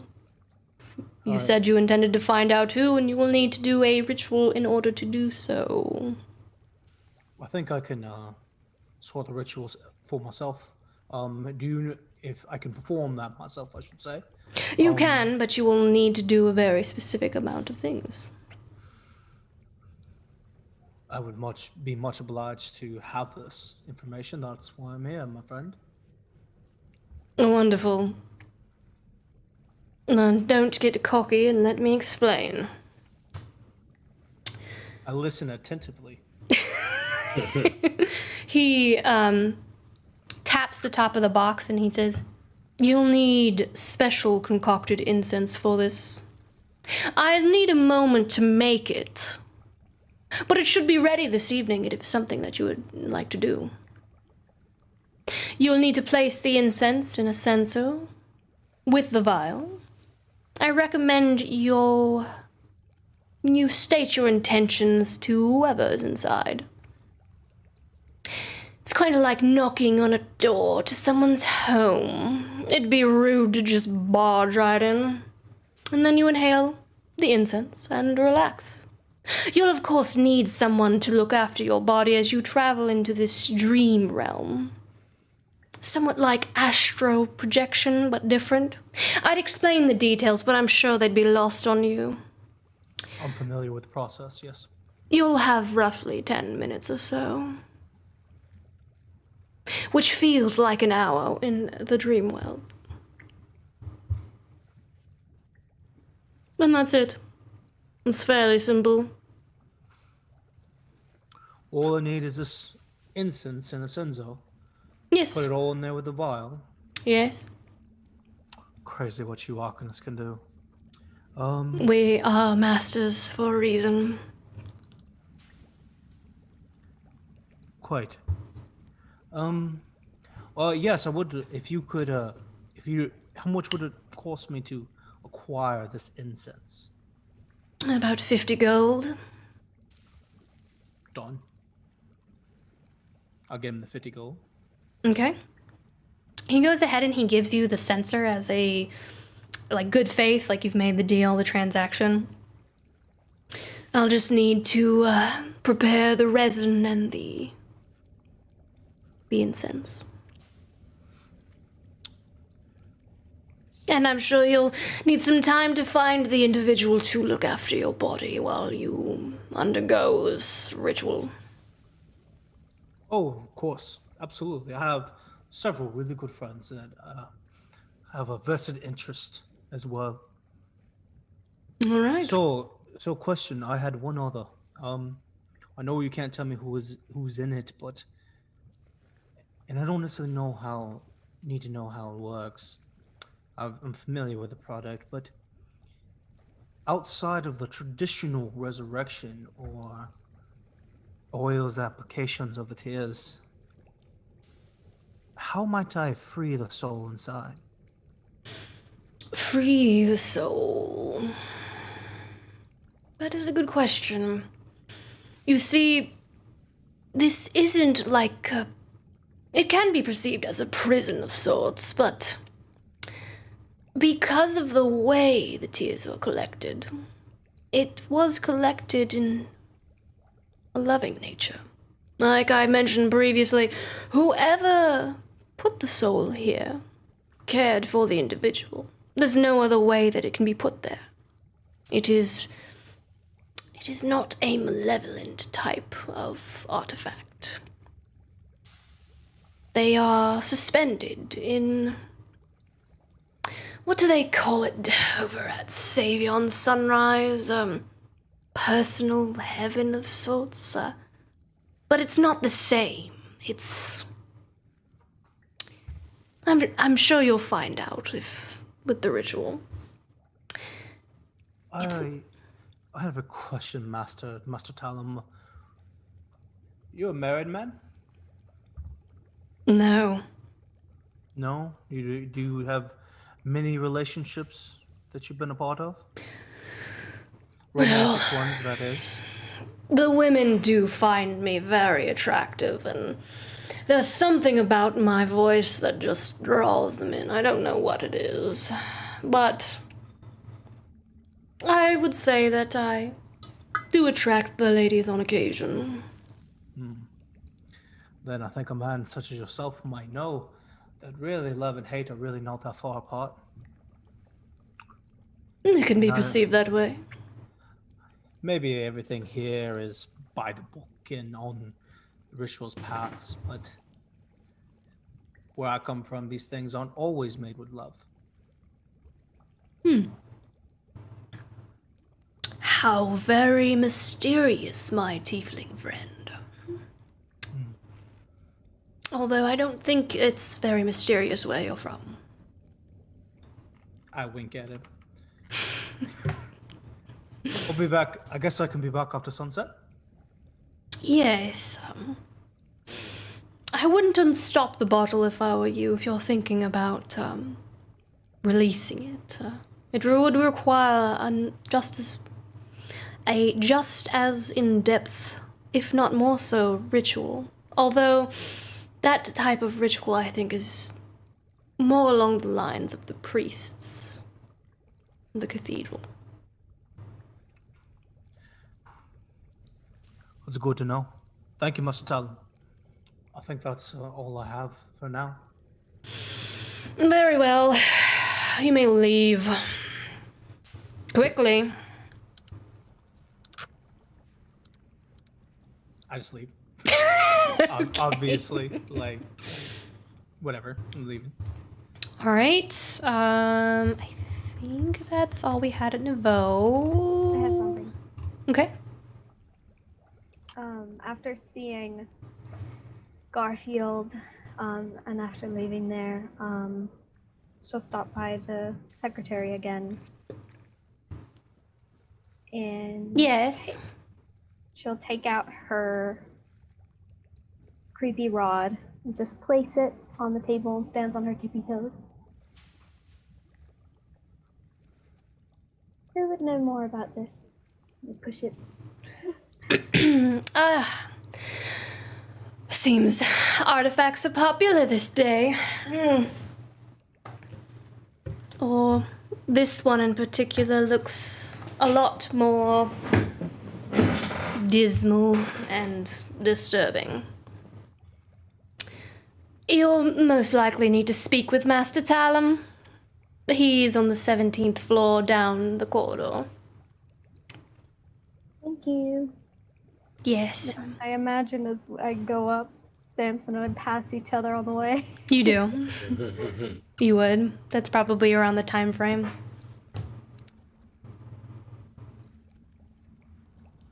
And nothing luck? is... I was about to say, nothing is said. Any luck? Some. It's better than nothing. 'Tis all good things, I promise. We don't have all the information yet, but we know how to find it now. So, I just walk past.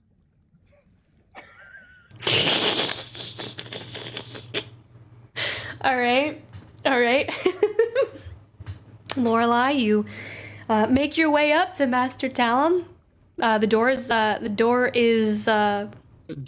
is open. the door is open. I didn't close that thing. That's for sure. I was about to say, he probably would have closed it, No. but Nah, absolutely you left not. it open. You walk in and you see the pointy ears, and he is writing different symbols, verbal somatic material type component, spell incantations. You see the same thing Samson did. And he doesn't know that you're here as he continues to.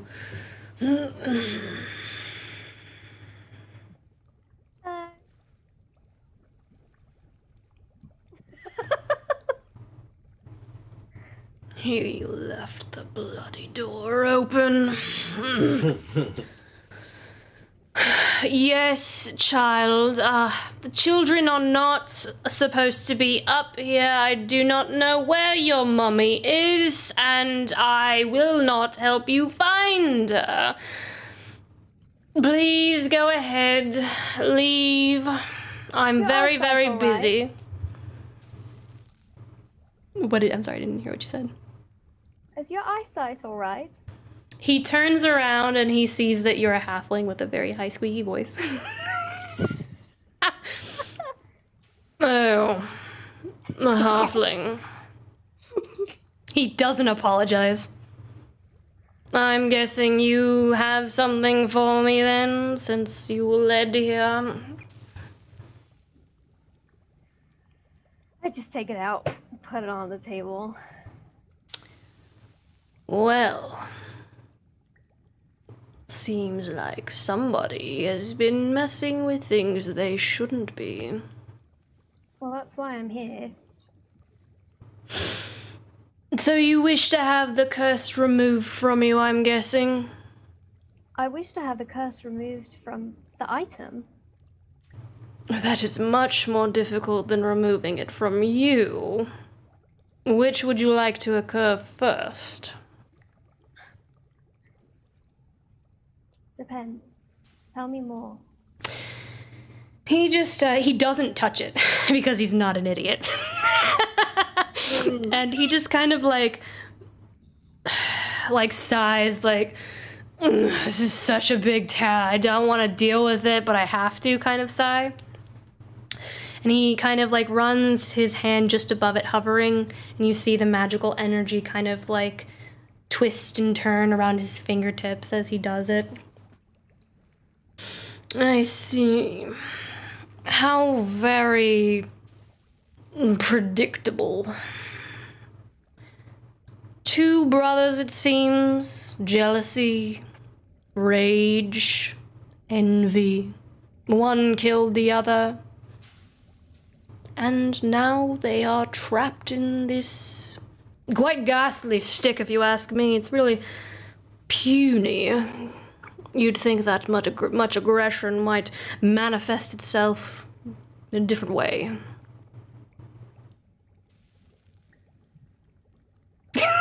Sorry.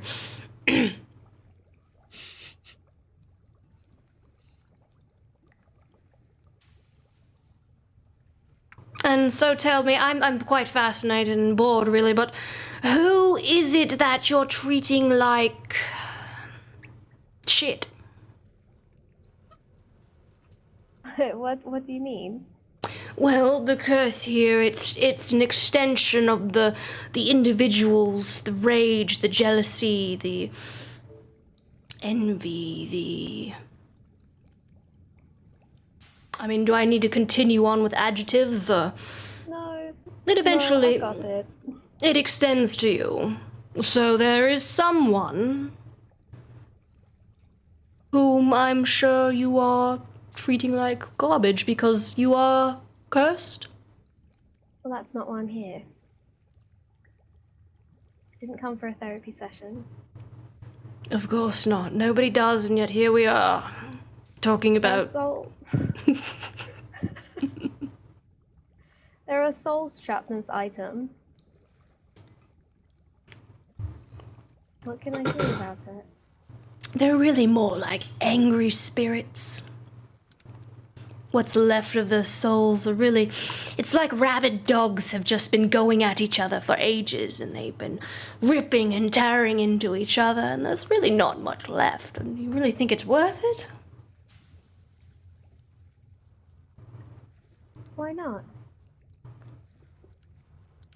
Well, like I said, there's really nothing much left. I mean, I don't even know if a devil would bargain for what's left in here.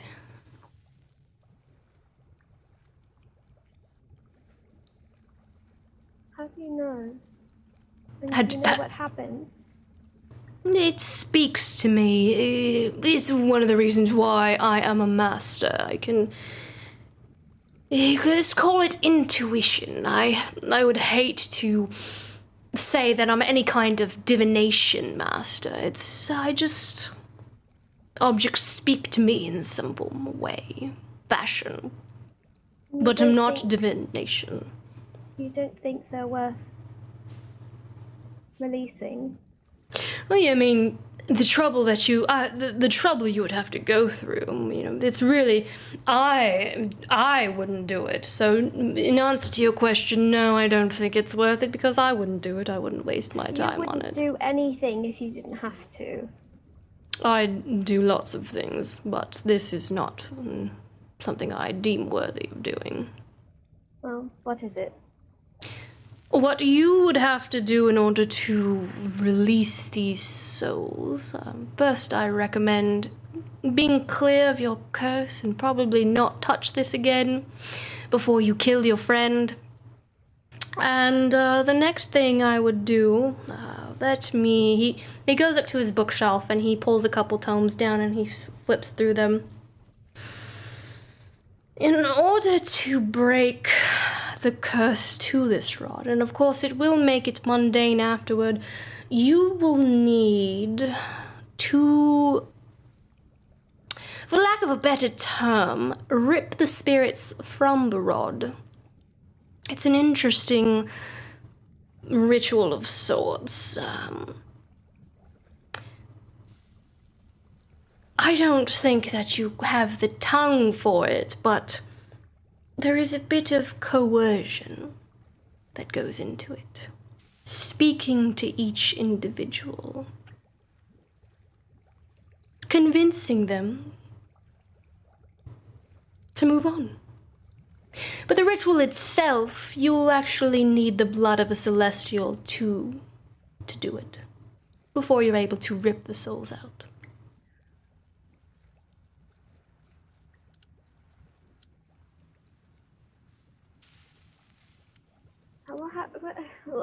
I mean, look at you. You look like you travel everywhere. I'm sure that wouldn't be a difficult thing for you to do. Not difficult. Wow. You must get around. I do teleport.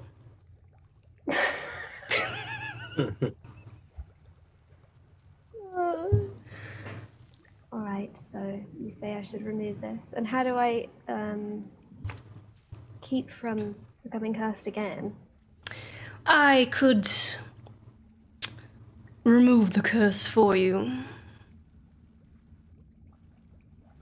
Did you know you were cursed, child? Doesn't matter. Wonderful, let's move on then. Would you like me to remove the curse for you? With payment? How much? 30 gold. You have it? Yeah. Okay. You hand over the 30 gold pieces, and like Scrooge McDuck, he counts each and every single piece in front of you. And then he looks at you and he puts it in the drawer and shuts it, and he goes, "Very well. Go stand there in the middle of the room while I begin."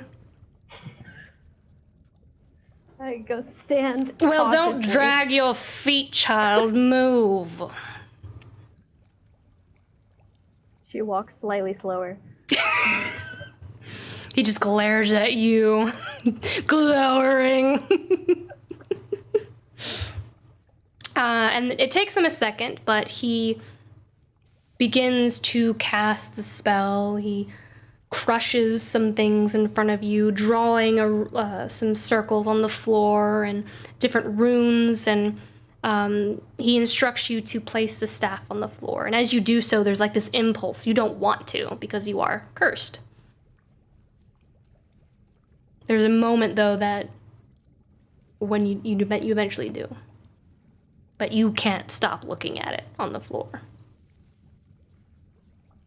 Child, stop gawking. and he continues to cast, and you feel, you kind of look down at your hands as this happens. And your eyes just kind of darken as if a veil shade has been drawn in front of it. And like water leaving a bathtub almost. Your eyes just kind of lighten and glow clear. And the feelings that you had, and the anger and the jealousy and the envy and everything that you were feeling, like a wave, a storm has been raging, just slowly subsides. And it's almost like clenching your muscles for so long and then letting it go. And you feel this kind of darkness seep out. You see a shadow leave your feet and go back into the rod. And you see the master. He grabs some parchment paper and wraps it up and ties it in string. And he hands it back to you. And I go, I made Uri lick blood. Yeah, that happened. Go ahead, let it out. What else did you do? I told you I wasn't here for therapy. I'm very interested. This is the best part. This is the exhaling part. Let it out. I've heard some real interesting things. That wasn't interesting enough for you. Oh no. I've heard stories about tar and feathering someone in their sleep. That one was an interesting one. I've heard another person about injecting honey into... what was it again? Nothing. Anyways. I've had it for, I don't know, only a week or two. I'm glad I came. I've just been seething under my breath every now and then, for the most part. And now you feel better. Thanks to... Go ahead, I'm waiting. Talum. What's your name? Master Talum. Oh, yes, that guy. It's okay. We both know that I am the master in the situation. So, curse free, you leave Niveau. So, am I free to keep this on my person without being cursed again? Yes, just don't use it. Don't sleep with it. Keep it at a fair distance. But keep an eye on it, of course. Okay, but what if I sometimes have waking nightmares and entities move the objects in my room around for me? Are you sure you don't want to sit down and talk about this? I mean, that's not related to the rod, that's just something else.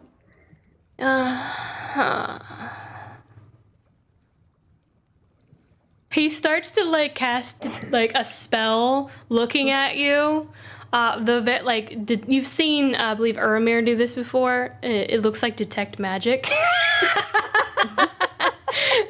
And he's just kind of like looking you up and down like a doctor, like sending you through like what those giant, I forget what they're called, MRI machines, you know, like he's trying to like like kind of check you out and figure out what's going on. He's like, No, that was disappointing. You're average and ordinary. Maybe you're just mad. Madness is very common. Are we done? Thank you, Master. Talum. Goodbye.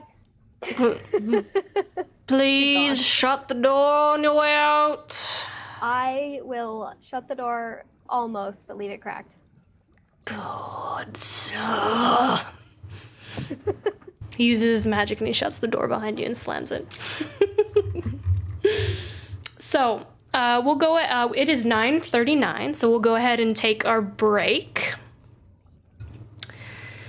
If you haven't entered our giveaway, remember we are giving away our founder enamel pin this episode. Let me put it up on screen so you guys can see it. Boop, there it is. We're giving it away. There's only 8 of these left. I believe it's 8. It's 8 or 9, I can't remember. It's our founder enamel pin. Daniel and I have signed the back. They are limited edition. Once they're gone, they're gone. So the command is loot, ! Loot. If you would like to enter, make sure you're following before you enter, and we will announce the winner when we return from our break. I saw somebody, it's from Mexico, BOD, I believe? I don't know, BODO? So hello to you, and welcome. And yeah, so we're gonna go to our break real quick, and we will be right back.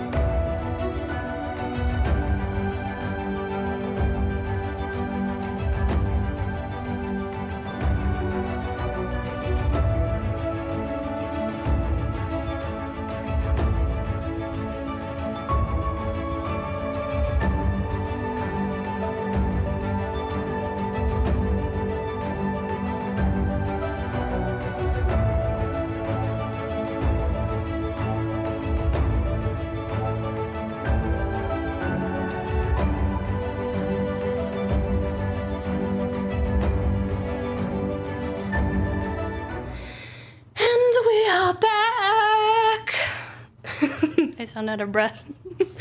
All right, let's announce the winner to our giveaway. Let me pull that up. The winner, oh, let me close the entries here. The winner of our founder enamel pin is loading. Waiting for the computer to load.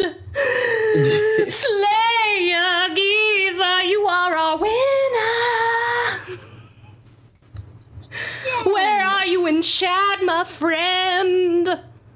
Speak your words.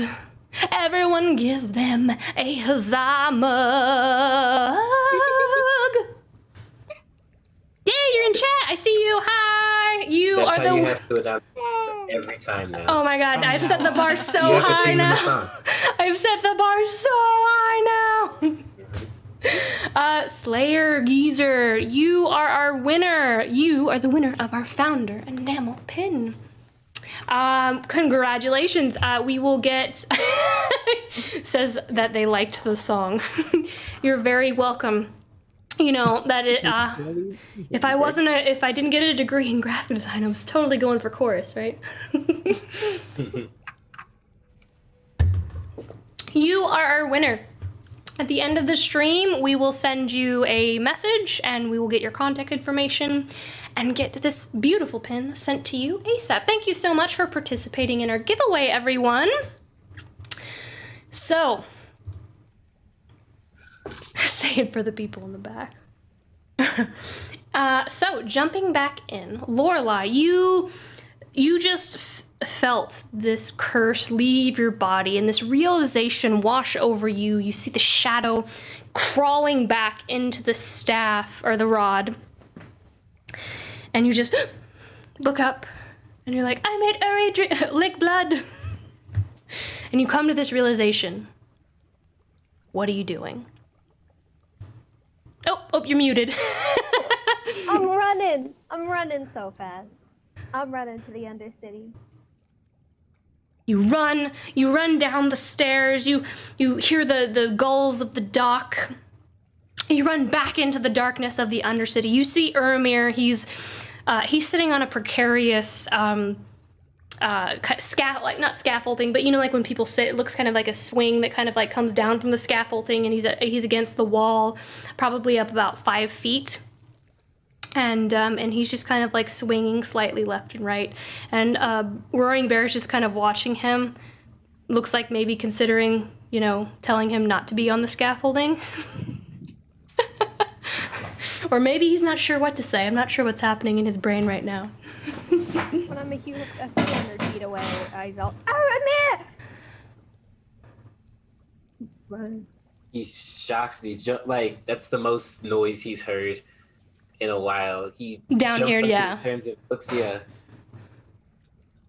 He sees you running. You see the little Lorelei running as fast as her little legs will carry her, with her long, like almost trench coat like shirt, like billowing behind her in like an anime trail style, as she's just rushing towards you. Yeah. Kind of shocked. He watches her, and as she gets closer, he starts to lower the little scaffolding thing onto the ground, and He looks confused, a little concerned. Aramir, I'm so sorry. I need to sit down. She Yes, you're flops on very the- out of breath. On the ground. He watches you. He's not really sure how to. What? Sorry for what? I'm sorry. I made you lick blood, and I called you a big poopy face, and you know that stick? That stick, it was cursed, and it made me really jealous of you. But I am jealous of you. Because you had people to lose. And then she just starts bawling through her heaving sighs. He's a little taken aback at this. He blinks a bit and jealous of. And then he'll even glance over at Roaring Bear like. Roaring Bear doesn't know what's going on up here. You're just watching, Davis. Scrape. Continues to scrape the tanning hide. He'll kneel down next to her. He says, "You were jealous of me." Yes, Hermit. It's the kind of heroic start to your life that you could only imagine. And at least you had people. I mean, you had a whole community. You had so many people you thought were your family. I didn't get to lose mine. I don't remember them.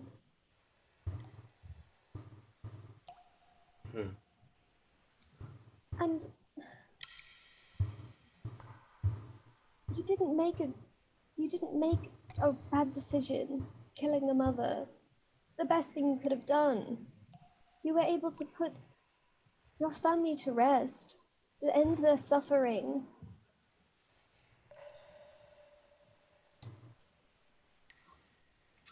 He'll go from squat and he'll kind of sit down across from you, cross his arms.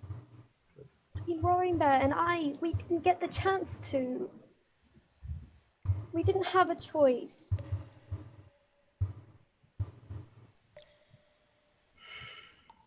Of course I'm jealous of you. I'm sorry it came out the way it did. And I think you should hold on to this. I'll slide over the stick until I can figure out what to do with it. Don't use it. You might decide to feather and tar someone. So don't touch it. Don't.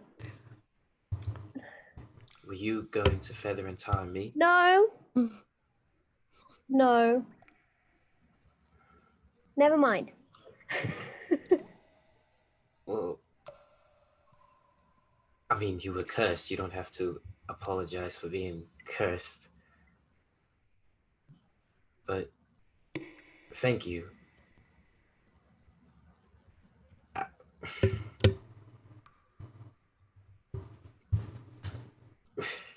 It's really okay. It's really not. It doesn't make up for the things that I've said and thought about you. When you need us.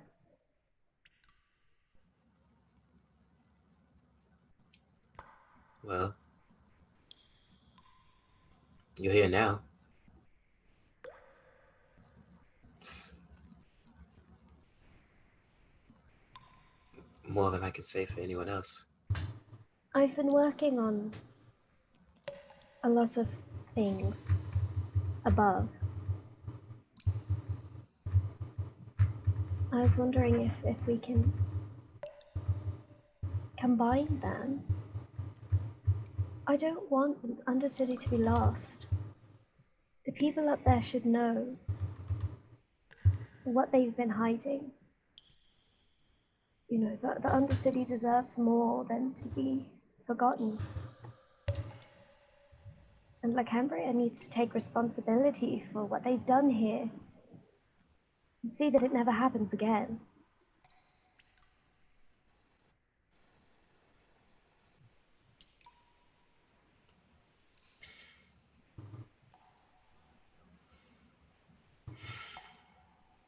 All that time, they let it get so bad down here. And I know that they lost people too, but you know, you're right, no one's gonna remember the Undercity. All we get is this mural. Someone's gotta finish it. Someone's gotta remember that there were people down here.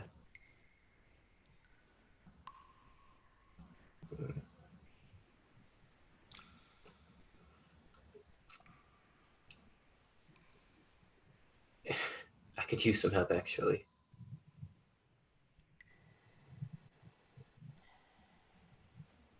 Let's see what we can do.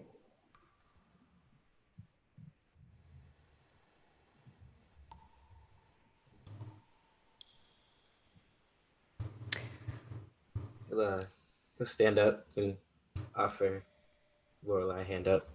I'll take it. And he'll pause for a second and then give her a hug. Say, thank you for remembering. Even though you don't remember your family.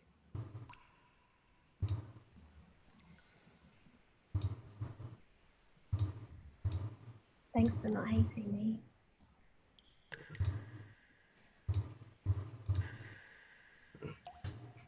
What's a couple of jabs? I mean,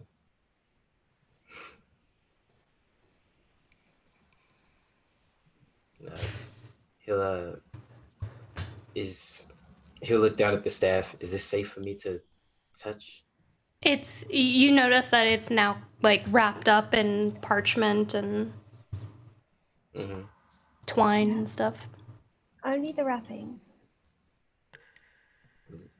Carefully pick it up. Let's see. Yeah. No! Like, he's over there. You already have one of those!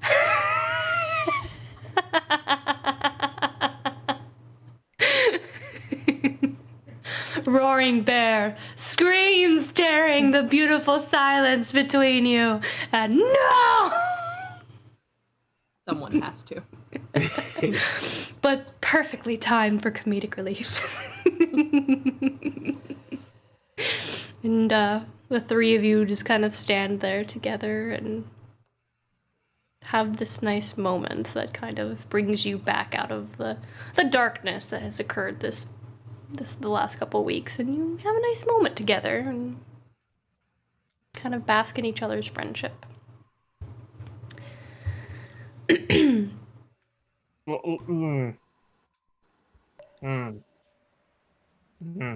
just like grabs it and like tosses it next to his station. That it was safe to pick up. It just kind of hits the floor, and you can hear the hollow sound of like the wood. Roaring bear. Look. There are angry souls trapped inside, sort of, but the guy whose name I can't remember at Niveau said that they've torn each other apart, and he said they're not worth releasing, but they still can be released, so I want to hold on to it until I can decide whether I should release them or not. Angry spirits. They won't be Release released them. into this world. Don't worry about that. Very interesting. There's a lot of those now, it seems. And he's like looking at you really, really closely, and like eventually, like he'll pick up the like.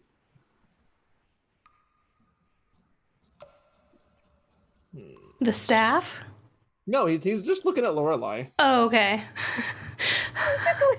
What is? I was wondering what this was. Like, are you sizing her up or something? Mm-hmm. Quite. Awfully small for a person, but. You okay there, Roaring Bear? Yes, I'm. He's Thinking. trying to decide if he can take me down. Why? You're already down.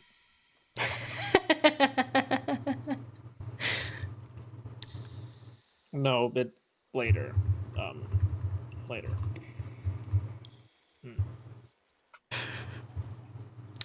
And he like leans real far over and like picks up your cloak a little bit and looks around a little bit more. And he goes back over to his leather station and continues scraping. Ever mysterious, ever silent. Look over at Lorelei, like, what was that? I'll help Ermir paint for the rest of today. All right. Cool. Finn, you wanted some books? Yes, I will be quick.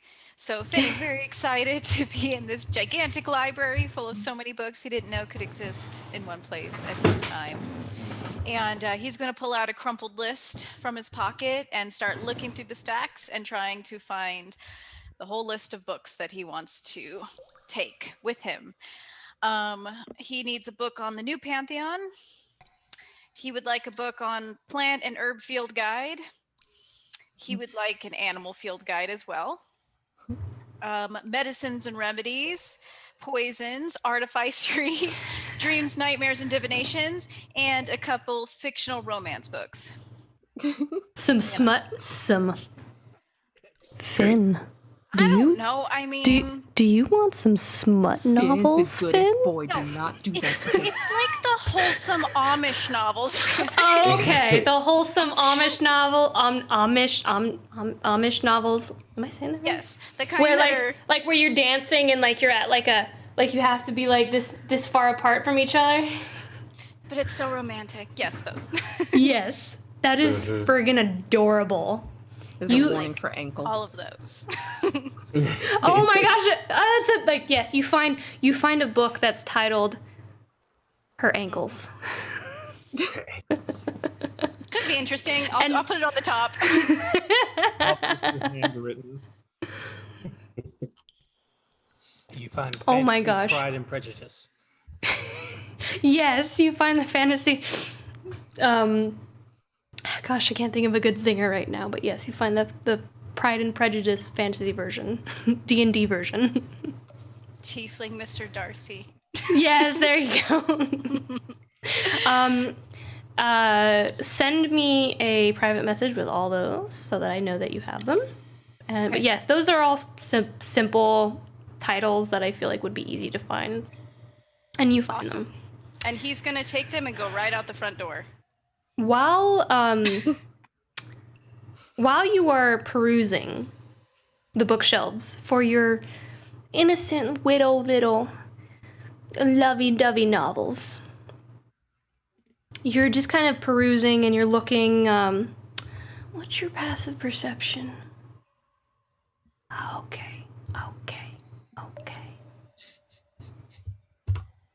That's good to know.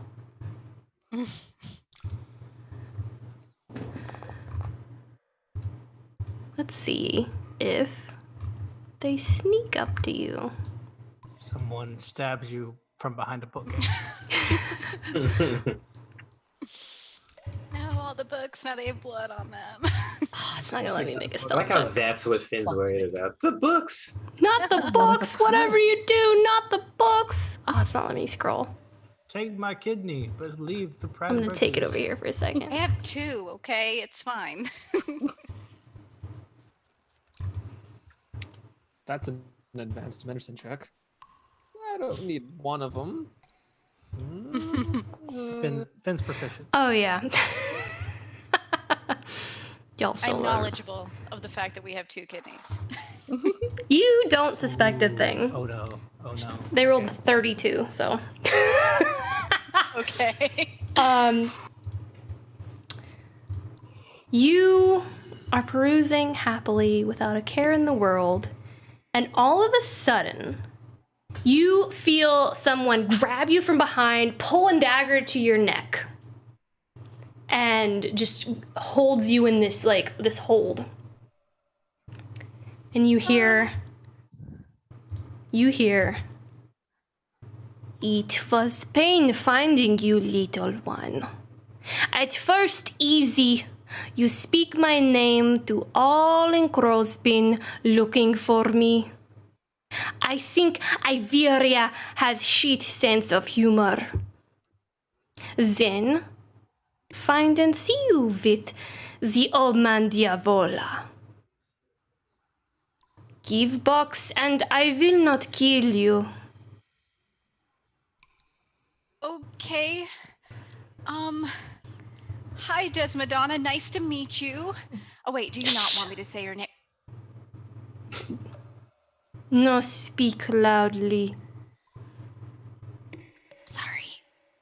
Okay, I think it's... Can I get in my bag? Drop books. Drops the books. They all scatter on the floor. They do. You now notice all the candles have been blown out around you.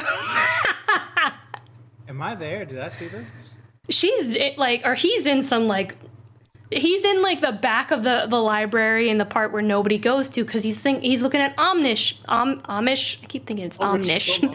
Amish romance novels. Samson would never be over there. No one ever goes over there. Nobody ever goes over there. They're dusty. I love that the Amish now canonically exist in I'm sorry. I feel like we're hating on the Amish. I don't hate on the Amish. No, they're just very wholesome. They're probably like halfling They can't defend themselves. romance novels. They're wholesome. It's the Piccadilly. I'm sorry. I don't know how we got here.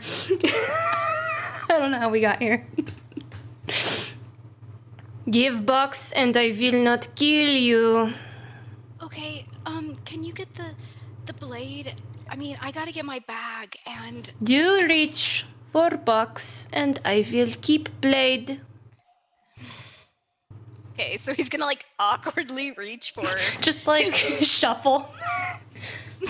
try to get it off his back, and he's like, as he's digging for it, because I think he still has it. He I has think. it. He has Okay. it. I was like, did Revener take it? Because that would be bad.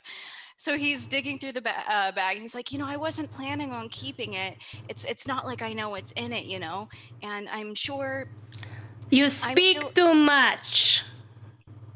There's no need. Here's the box. She immediately takes it and just kind of like pushes you up against the bookshelf, and you just kind of fall into it, and she kind of backs away, holding the dagger and just moving back, and you turn around and you see this long, like wavy black hair and this beautiful like caramel skin. And she just kind of looks at you and she says,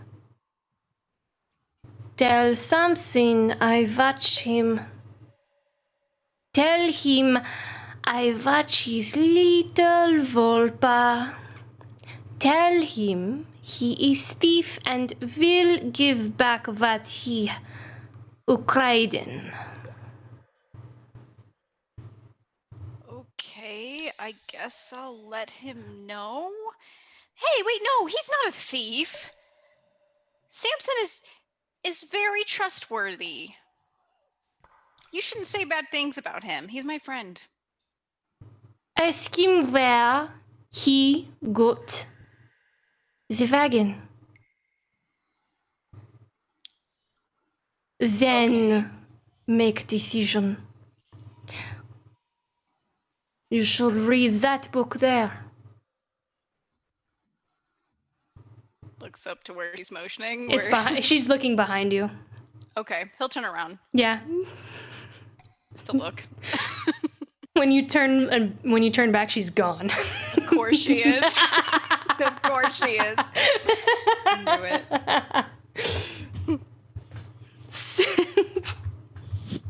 I guess at least the box is gone. I don't know why she was saying such mean things about Samson, though. I'm sure he got that chariot in a very respectable way. Start picking up my books off the floor. You stack your beautiful little books, you little cinnamon roll, back on top. And the you one I guess she picked out. I don't know what it was. Yes. How to pick better friends. That's what it's titled. Yeah, right? How to win friends and influence people. Yes. Okay. Speaking of Samson, Do I see Desi? no one sees Desi. Great. You have your vial. I do. Who are you do. going to bring in? Are you going to do this ritual? Yeah. So I'm gonna go find Prayaria. And, Okay. Where Assume I'm still in the building. where can I? Yeah, I was about to say, where can I find you? She is probably like she's probably like maybe saying goodbye to Bernard. Not Bernard, I'm sorry. Garfield. Maybe. Maybe Garfield's not really capable of saying much of anything. Yeah, you didn't see all what happened there, but like you walk up and Prayaria is talking to Garfield and Garfield just like but you don't know it's Garfield. It's just some rando who's in like a silk sheet wrapped up, and he's just like, "Brigad, dugubadai shipade." I don't know how to make clear. I don't know what you say. She's gonna pat him on the head. Just pat him and just push him into Bernard's chambers. Yep. And Samson. Later. Samson, you find Prayaria. All right, so I found Prayaria. I say, "Oi, Prayaria. Oi. Oi. I got a quick question for you. Honest opinion. What do you think about me as a person?"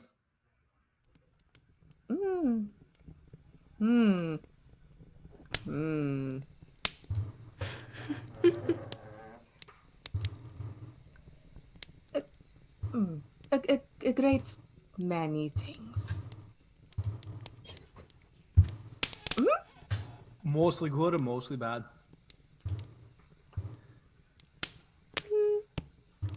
Mostly suspicious. That's the right answer. And that's why you're such a good judge of character. I need your help with something. So you remember the vial that we got? The one the devil wanted? Yeah? Okay, so here's the thing. We need to I have a ritual that needs to be done, and I need someone to go with me when we go over there, and I gotta find someone someone like you who gets a good read on folks, and is a pretty good judge of character, and we can go talk to them, see who they are, and ask them questions. Can you help me out with that? Why? Well, we gotta find out why they are the way they are.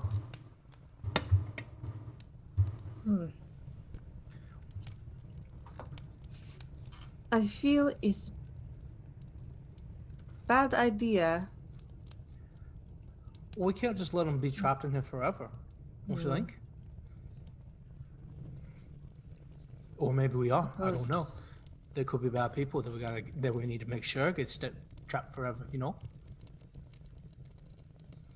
I suppose. I knew it. You know a thing or two about plants? Little. Okay. We need to go find a couple things.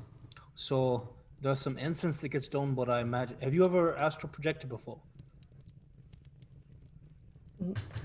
What? Okay. What wait, are we oh, doing? What? Okay, this is what we need. Prayaria. We need to go find some hawthorn root. It helps with the headache when it's over. And then parabax. You've ever heard of that before? If he's talking about plants, you know exactly what he's talking about. I believe Yeah, you know, numb it's nose. around here. Num nums.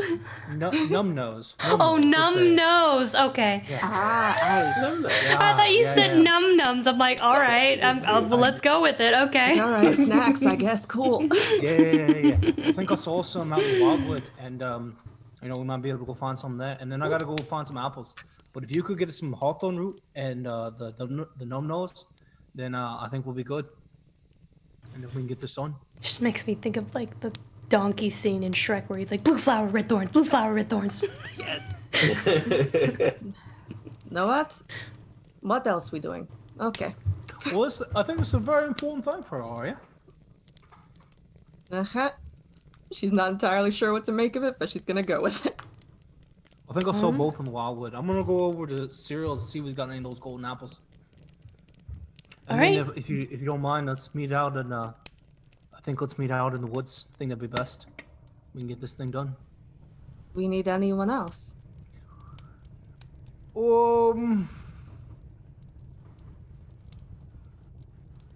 Not really. We could take Rowan Bear if we wanted. He's a good, strong, protected man. Knows a thing or two about incense. It's won't true. He won't leave Mira.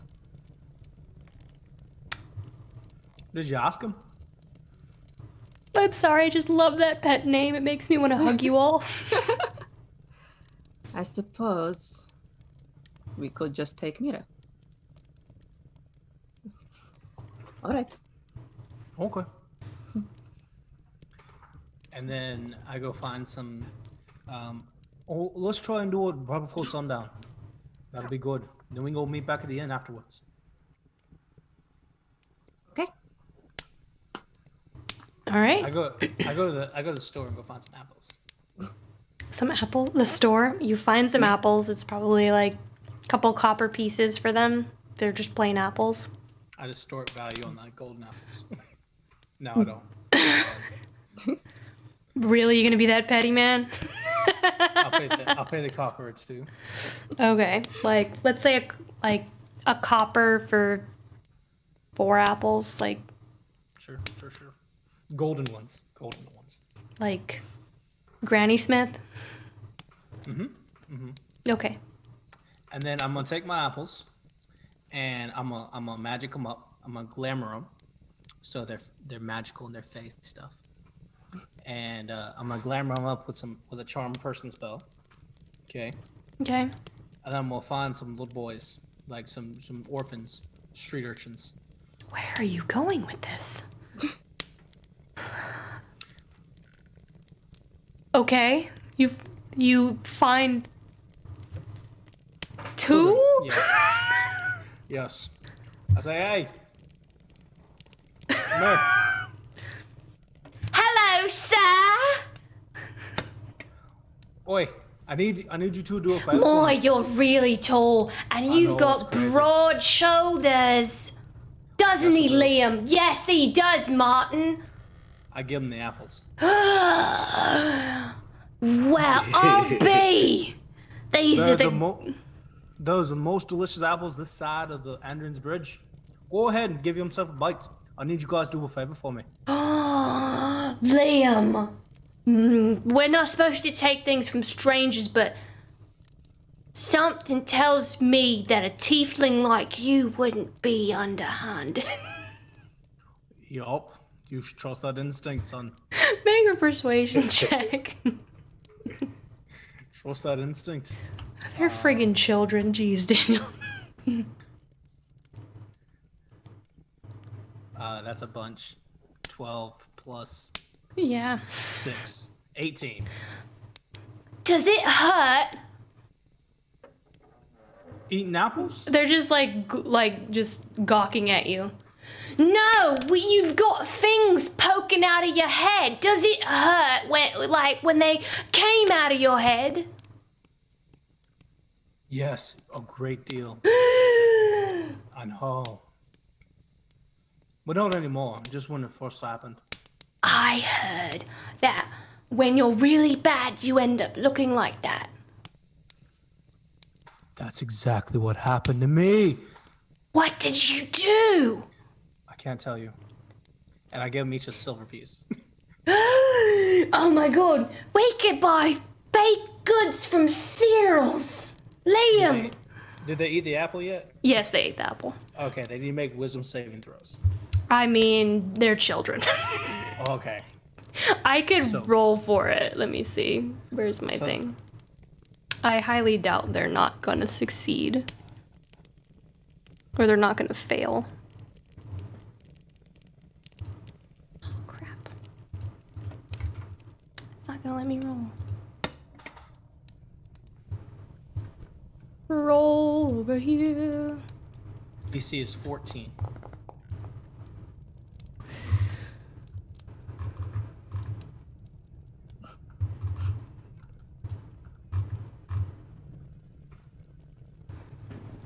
Okay, well, one of them fails. The other one actually succeeds. Okay, that's fine. As long as one of them failed. I look at the boys. I don't know, Liam. He looks really scary. No, Martin. Look. Why would he lie to us? He gave us apples. And they're the sweetest I don't know. Trust your friend, Martin. This is what I need you to do. I need you to go to Niveau Maximum. Go speak to Master Talum. Master Talum. Pick up some incense for me and bring it back here. Around sunset, okay? Sunset. Yup. You know when the sun goes down? Will we get more apples? Nope. No. But we're friends now. Will we get anything? I gave you each a silver. Can we have another silver? No. Oh. Now we're best friends. Now go. Be a good lad. All right. So I forget which one is the one that's enchanted. We'll say it's Liam. All right, Martin, let's go. Are you sure? Yes. Look, it's fine. And they run off. I didn't want Master Talum to have the pleasure of my second appearance. Yes, this was much more entertaining. This was interesting. I was like, you said I want to find I want to find some orphan children. And I immediately was like, oh my god, where is this going? Where is this going? Where is this going? Immediate fear. Well, Sunset, around sunset, Prayaria, Samson, you all wait and you see two orphan children arrive and they have packaged up in their hands a bundle of incense. You see a note attached to it. Looks like a little scroll.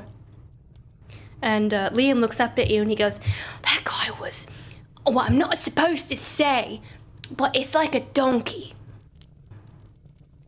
That's what he Yes. was. yes, he is, son. Absolutely.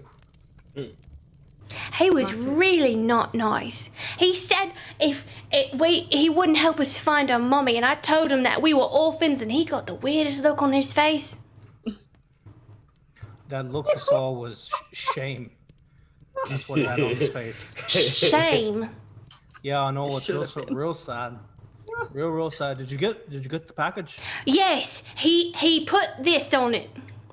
He said to make sure you unravel it and read the note, and it's this snarky note where it's like, don't send worry. children to do like men's work or whatever. Like very snarky and just like, please never send children to my office ever again. Yeah, I just like. Do I have something? I'm a fire thing. I've got fire stuff.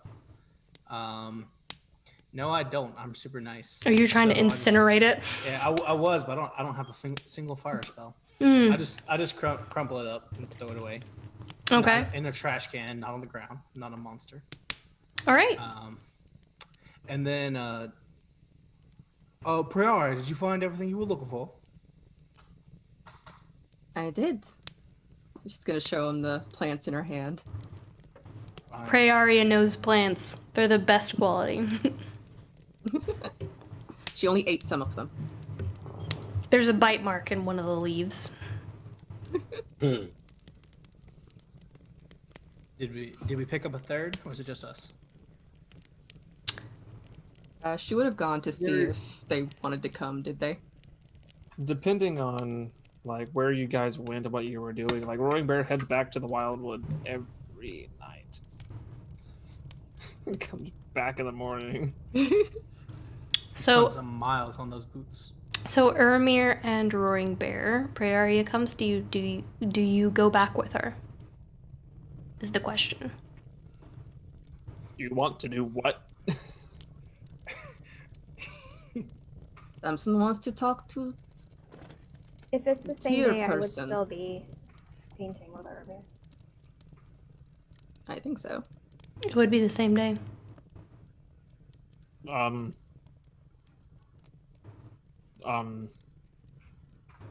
You want to do what?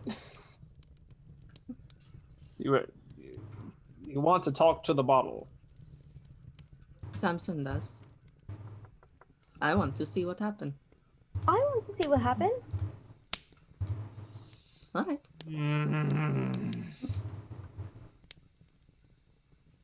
Sounds like a bad idea. Yes, it seems like touching sticks again. Not our hands. No, but I think the same guy who told me not to touch the stick was the one that told him to listen to the bottle. None of this So- makes any sense. And this is why I don't like magic. Well, I'm going. Come if you want. Fine. I'm going that way anyway. Are you coming, Finn? Goodbye, Ramir. Oh, Me? I'll come along.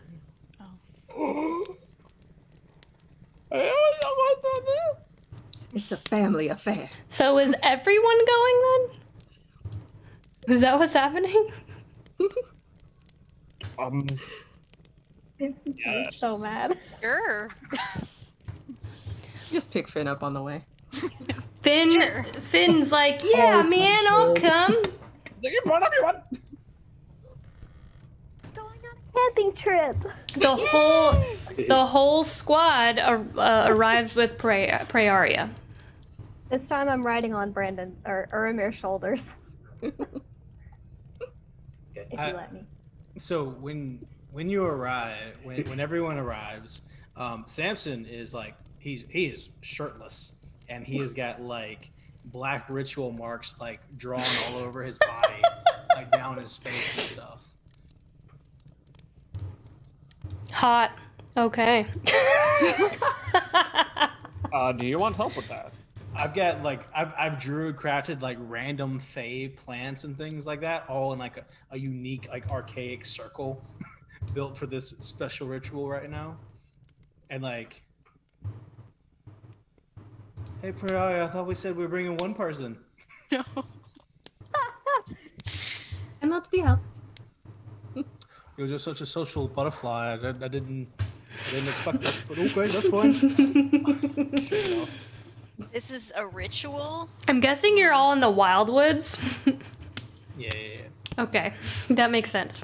That could be alarming anywhere else. Yes. Your ritual circle looks a little congested, Samson. There's a lot of plants around. It's not really your kind of magic. I'm just Sorry. saying, I mean, you could work a little bit on your symmetry. But I'm just here. Thank you. You know what? Thank you, Finn. Appreciate that. Okay. You got the plants Prayaria. I do. She goes to hand it to him, Okay. and then So- do you go to Go ahead. take them? Yeah. I'll hold Okay, my hands up. Before you can do that, she's gonna take it back and extend her hand, her other hand, her free hand. I take it.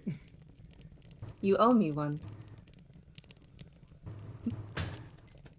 Perpetually. Good. And then she gives you the plants. I take the plants.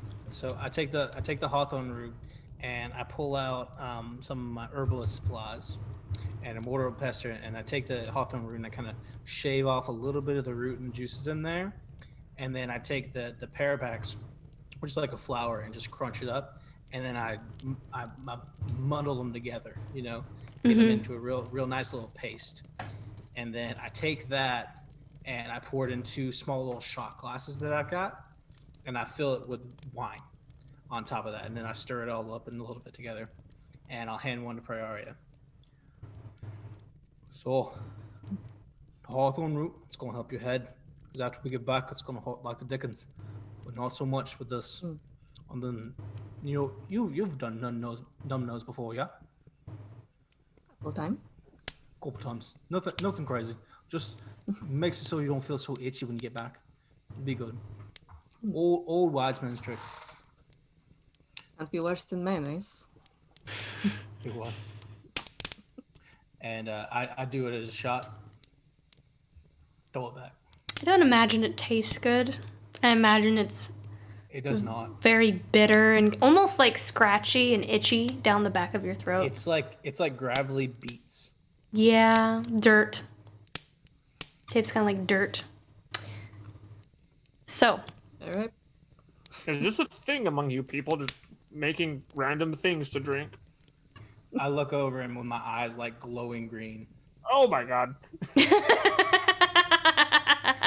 Like just like the black like ritual stuff I'm drawing on my shirtless body. I guess Prayaria's eyes are glowing too if she takes a shot. Yeah. Yep, she's done it. Just like Mother used to make. That's good dirt. Back hand on the mill. So, you know you have to light the incense and place the incense and the vial in the circle of the ritual. So I take the incense and I set it up in a little box that I got there, and I sit cross-legged in front of it, and it's just In the with smoke circle. up- Yeah, right in the middle of the circle where we've got this little fire burning, and I sit Indian style right across on the opposite side, and invite Prayaria to sit in front of me. She does it. You complete the circle and or the connection or whatever. I hold my hands out so she can grab them. Or Okay.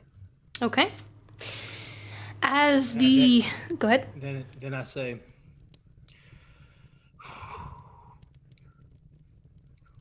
when we're going, make sure no one kills us. Don't let anything break the circle. Looking at Ermir, Lorelei, Finn, and Roaring Bear. It's very important. How long are you going to be out? Long as it takes. A minute, maybe 2, 10. Shouldn't be any longer than that. He said about 10. Shouldn't be any longer than that. All right. And I say, breathe deep, Prayaria. I just Gonna do inhale so the a little smoke. more elegantly than that. Yeah. As the incense burns between you with the censer in between you both, you smell lavender, warm milk, honey.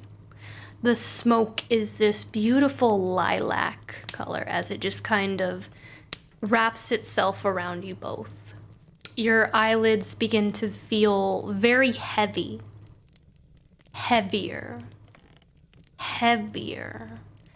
until you can no longer bear to keep them open. And you feel your heads just kind of slump forward. And you fall into this very deep sleep.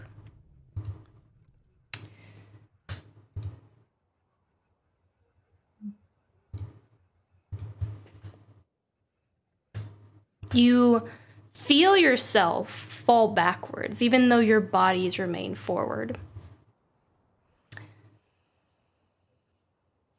And you look up as you're kind of like falling back through the ground, through the grass, through the dirt. And you look up, but your body remains.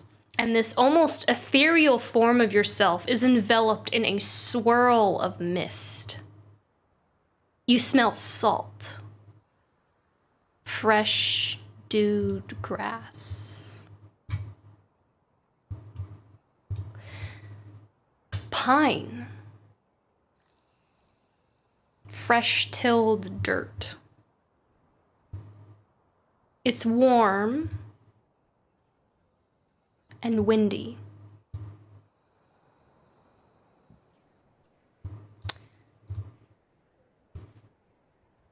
You open your eyes and you find yourself standing in very tall grasses, both of you.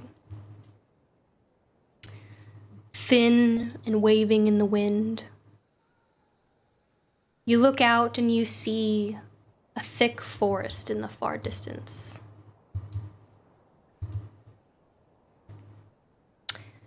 You see the ocean at every turn. The land is lush, green, and vibrant. It takes you a moment to grab your bearings, but you begin to realize you're in Cambria. But there isn't a city. Andrin's bridge is gone. You only see the raw beauty of this vast chunk of land rising out of the waters. What it must have been before civilization took it over. The amber sun reflects into your eyes from the ground, and a flickering catches both of your attention as you notice thousands upon thousands of glass bottles in a variety of different colors and shapes that litter the ground. As the sun hits them, the light bounces off, catching other neighboring colored jars. You look up and see some unique shaped strands of colored glass hanging from the nearby trees like icicles. And further out in the distance, you see a house. A humble cottage with a thatched roof and a small patch of farmland. It looks like the glass bottles scattered across the ground grow denser toward the house.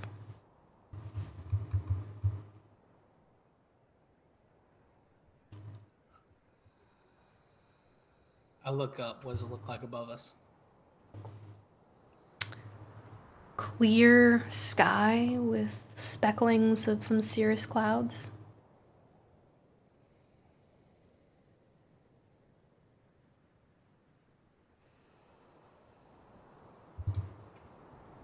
You ever seen anything like this, Prayaria? No? Prayaria's gonna start inspecting the bottles. They're just empty.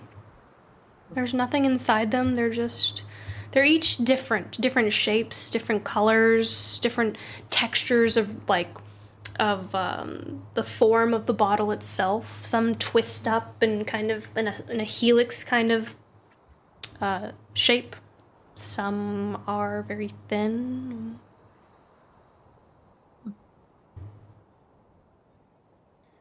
Realizing it's Cambria, I'll just say,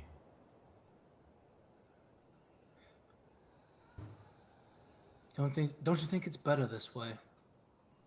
Before they built all their cities and the bridge and trampled everything that was here before.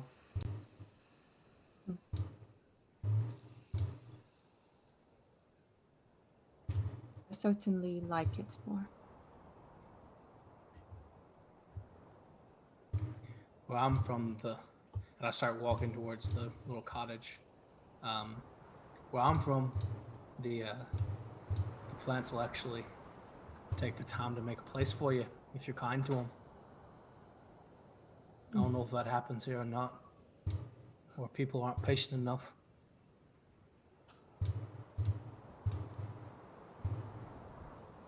And what of these? She's gonna gesture toward the bottles. Is it like a potion bottle or is it like a liquor bottle? They're just glass bottles. They don't seem to. It's like the decorative bottles at like Hobby Lobby. Different colors, different shapes. It doesn't look like they have like any kind of crazy intended purpose or anything. We don't have these where I am from. Can't say how where I'm from either.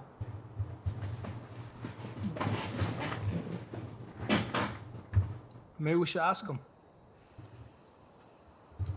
Feel free. She's gonna follow him over to the abode. Okay. You all walk closer to this house. And as you approach, you get a better look at this cottage. You see the small patch of farmland is filled with rows of trellises. A vineyard, it seems. You're intrigued to find grapes, but not as you know them. You see glass-blown grapes with a twisting glass-blown vine to match all of the trellises. And on the sills of the house, a variety of wildflowers, all glass-blown and sparkling in the light. You look behind you in the ground. It just looks like the entire ground for miles and miles in all directions is covered in gemstones as the light shines down and reflects upon this glass. The way the sun is caught in all of this glass that's just kind of scattered along the ground. And I mean, it's very close together. Just thousands upon thousands of glass bottles as you approach this house.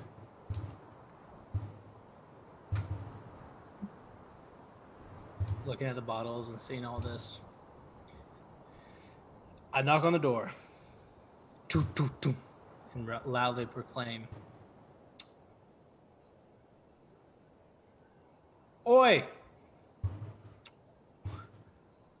One who is gone, one who is lost, one who is trapped, and one who was loved. Please answer the door."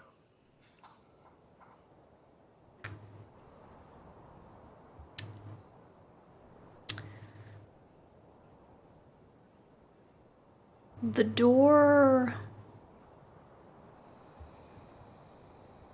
opens.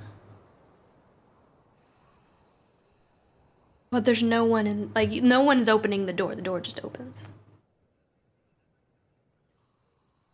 And you see inside the small cottage there is a variety of colored glass dangling from the ceiling. There's like herbs drying upside down. You see some strands of glass hanging in the corner. Beautiful goblets and wine glasses in the kitchen near the stove.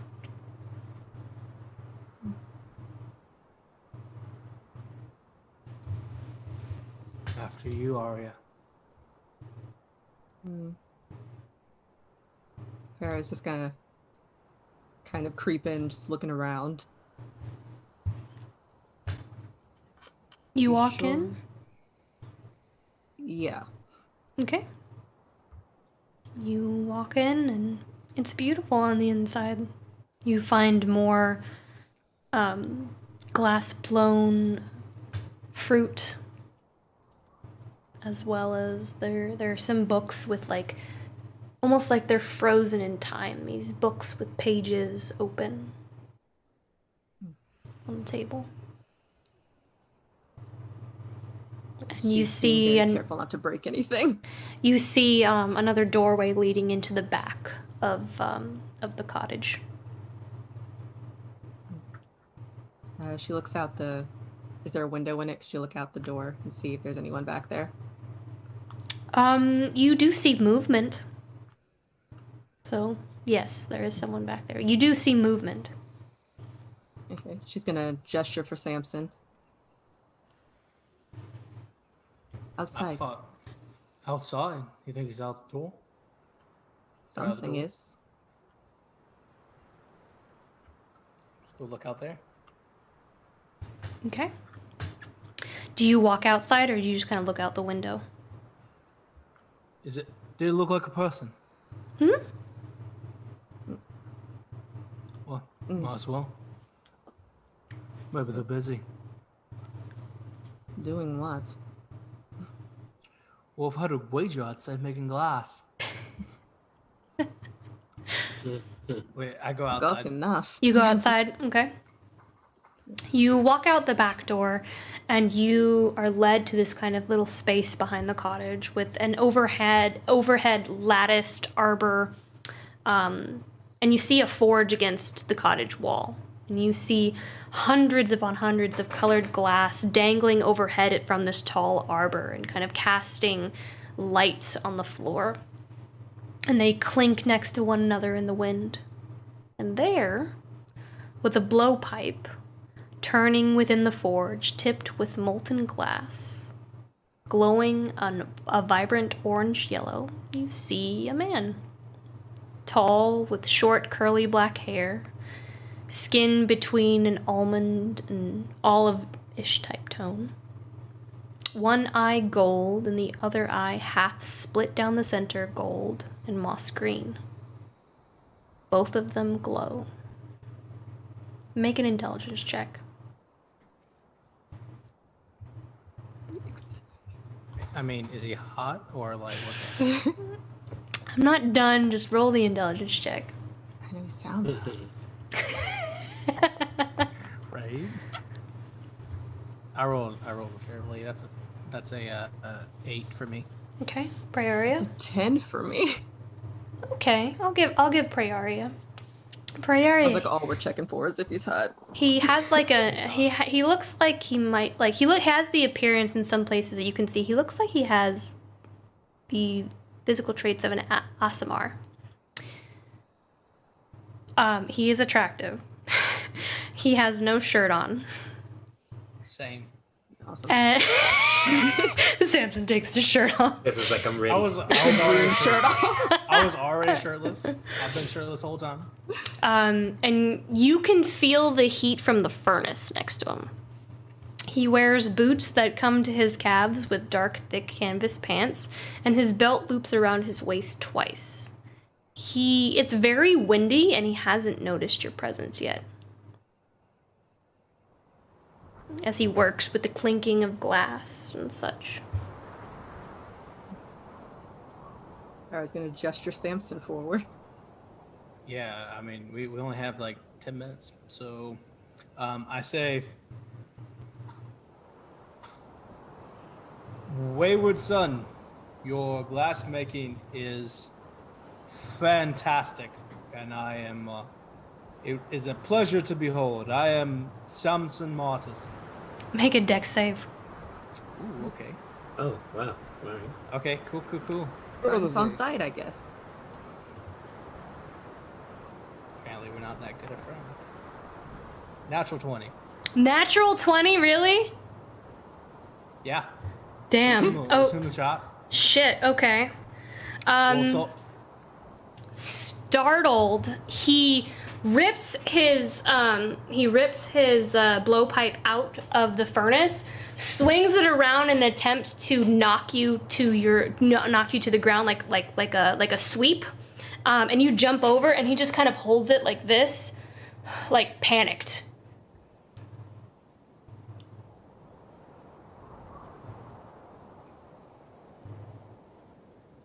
I said the glass was nice. I didn't say it's lovely. I don't know what you want. Like, I don't know if that's the right word. Did I surprise you? He looks very confused and alarmed. Who are you? How are you here? I don't know if that's necessarily important. But like my topic sentence, I am Samson Martis. This is, what's your name? I forget. Full name. Prayaria. Just Aria. Prayaria. No last name?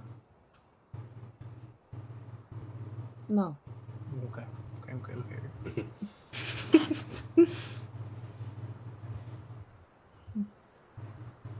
He just holds it, like the molten glass, towards you all, like just. How are you here?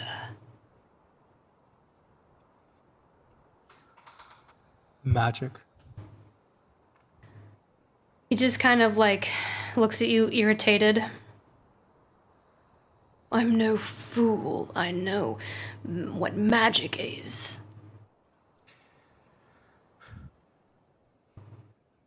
Friend, I promise you that we mean you no harm. We came here as a group because we came across your vessel.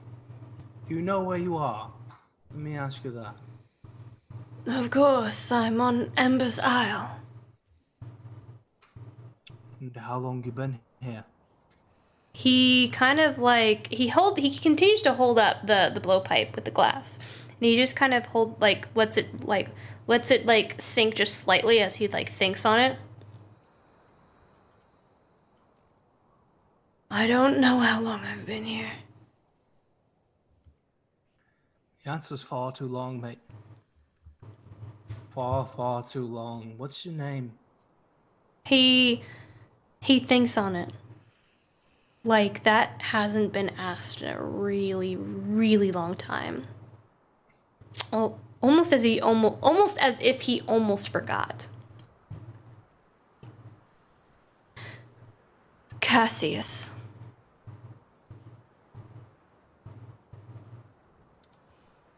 Cassius. Last name?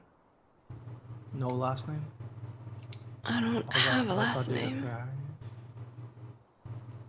Cassius. I'll just write down Cassius. Hot.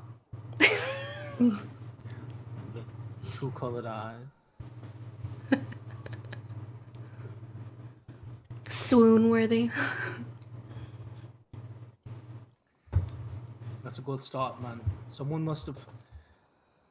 I don't want to break. I feel like I need to be the bearer of bad news here. You've been here quite a long time, and there's been some debate, I would say, about who you are as a person. And I just want you to tell me a little bit about yourself so I can make sure you go where you're supposed to. Something's happened, friend. Something's happened and you didn't make it. No, I'm not alive. And Nope. yet I am alive. I like the Prayaria. What? This is your mission. I'm just here, bro. She's just moral support, apparently.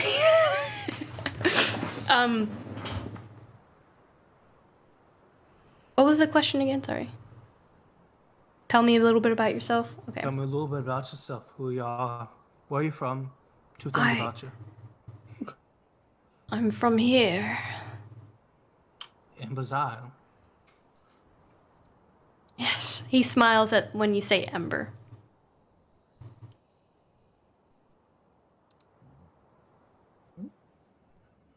I'll explain to you later. I don't really remember much about who I am. Who did you love? He kind of smiles.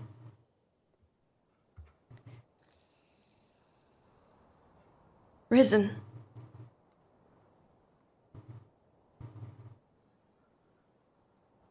And Vera. I think I was too blind to see.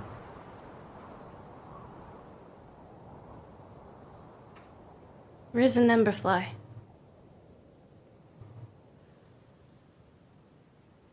I think.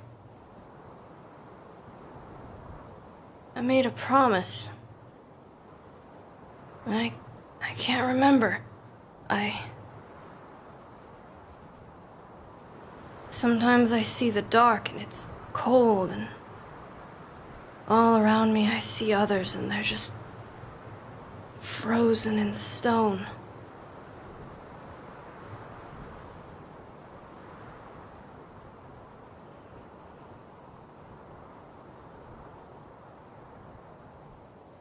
That's good, mate. It's good.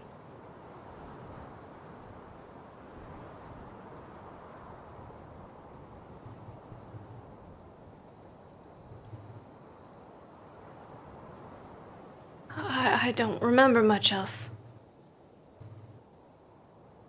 I think I'm a good person.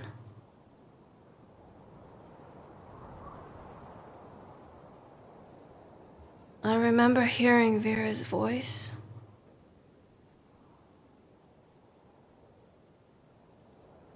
I remember crying.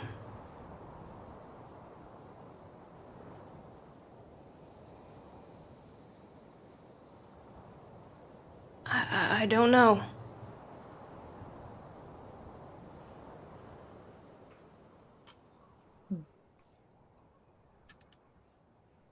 Prayaria nudges Samson with her elbow and like motions to all the glass and everything. Oh, right, Prayaria. How many bottles do you make a day?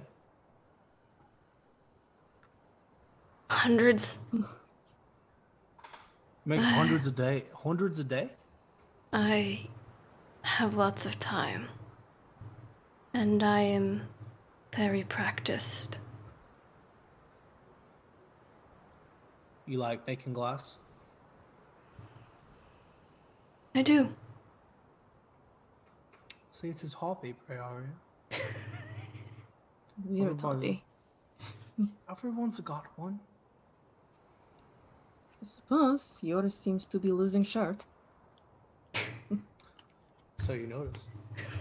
Oh my god. How long ago was it before you had to start melting down your old glass? Do you at least remember that much? There's always fresh materials. I bet there is. Bet there is. I gotta...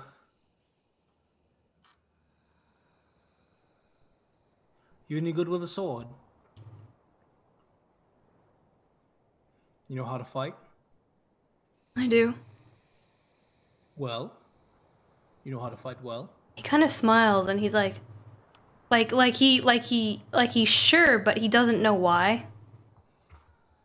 Better than anyone. Bet you do.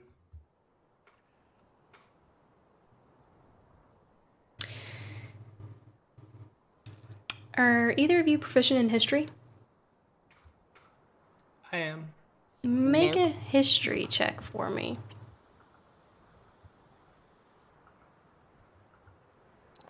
I see your brain simmering over there, Danny. That's a 15 for me. Okay. Okay. You have heard about this individual. And at first, the name could be any other name, but the way his appearance is kind of flickers in your memory for a moment. Because of how hot he is?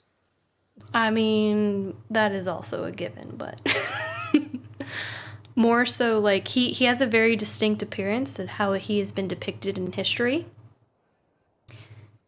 He has a constellation in the heavens. Yeah, Dan, I knew I was watching her face the moment I said his name.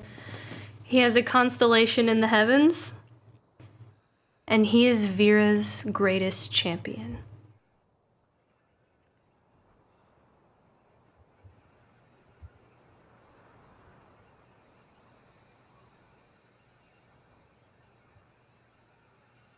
You like being here, man?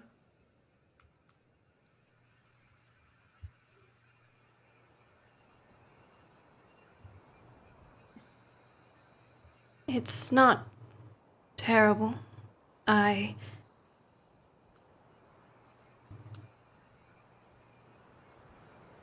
I made a promise. I don't remember who to. They were really special to me. I've been forgetting.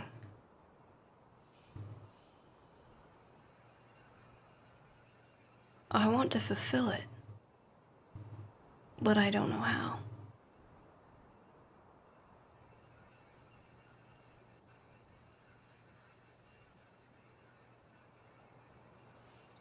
I think I got an idea or two. I might be able to help you out. I want to remember. You will. You will, you will. Right, Prayaria? Maybe. It's true, we don't really know. You might forget everything. Magic's weird like that. He just looks at you, still confused by your existence here. And how this is even happening, considering he's probably been by himself. I mean, it's like a dream. But in the real world, you guys know he's been gone for thousands of years.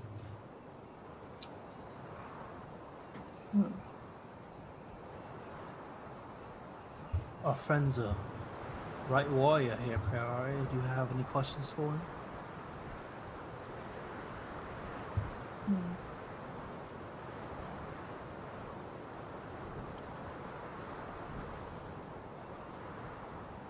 Do you know anything? Do you remember anything about something called the 5th season? He just kind of like he puts the blowpipe down back into the forge. And he almost, like, his eyes almost like dart frantically from left to right, as if he knows something, but it's like being caught on like a train of thought and he can't follow it. I do, but I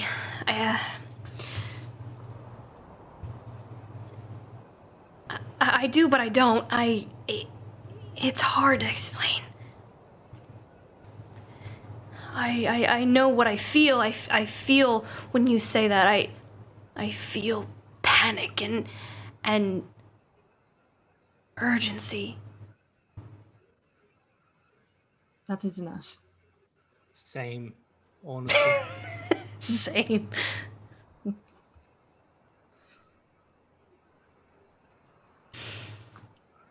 I know what I need. As you're both standing there, you start to see the glass begin to blur. I hold Prayaria's hand. She just kind of shakes her hand a little bit, but just lets it happen, I guess. And he looks at you both and he goes, "What is happening?" And it just continues to get blurry. Or like whiskey bottles. And almost like when your eyes tear up and that kind of blurriness begins to envelop everything that you see.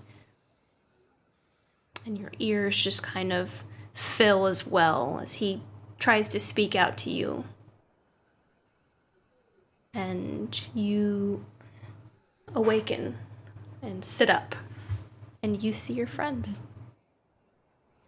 All of Samson's like black tattoo ritual stuff are now smoking as he comes back. They just like start to burn and ignite and they go up. And he's shirtless, so.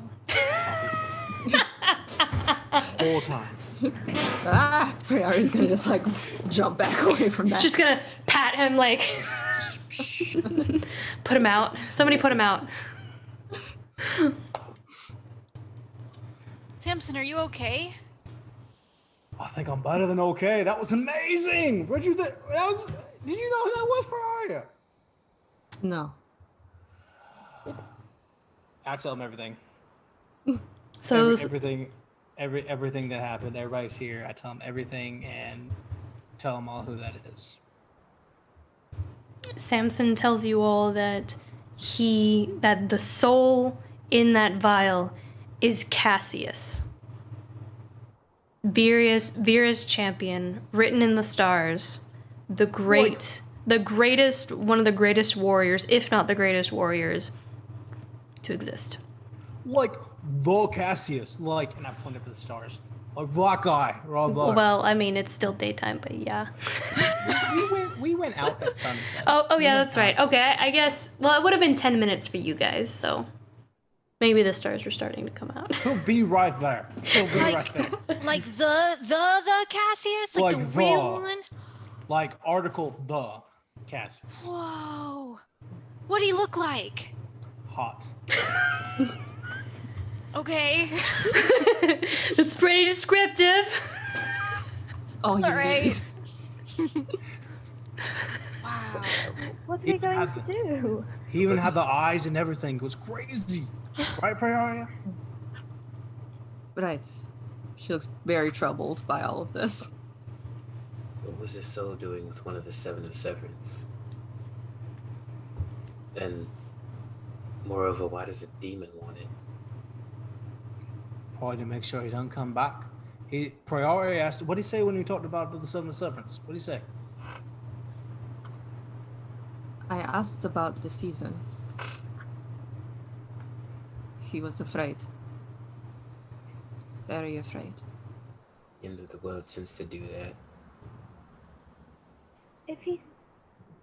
I mean... Can we bring him back? I mean, now would be more valuable than ever to have him on our side. Right? And he was saying something about people in stone and everything like that. I think he's got residuals from the Vault of Heroes.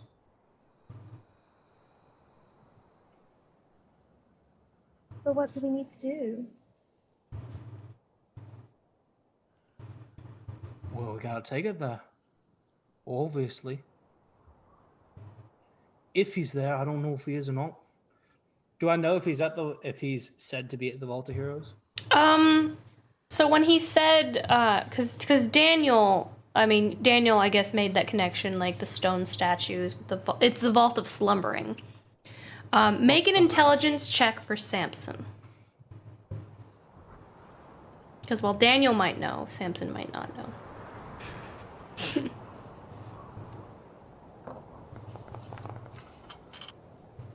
I don't know. What did you roll? I didn't see. I rolled a 1. Did you roll a nat 1? I rolled a natural 1. Oh, Sammy Whammy. Sammy Whammy. Oh, Sammy Whammy, you sad panda. You don't know. I still think that, though. I mean, Daniel does, but Samson is clueless. I sure as hell don't know. Well, maybe if we do some research, we can figure out exactly where Cassius might have been or might be held. He's in the bottle. The others may make an intelligence check if they wish. Yes, he's technically in the bottle. He's technically like an Afridi, but not really an Afridi, but kind of. I hate magic.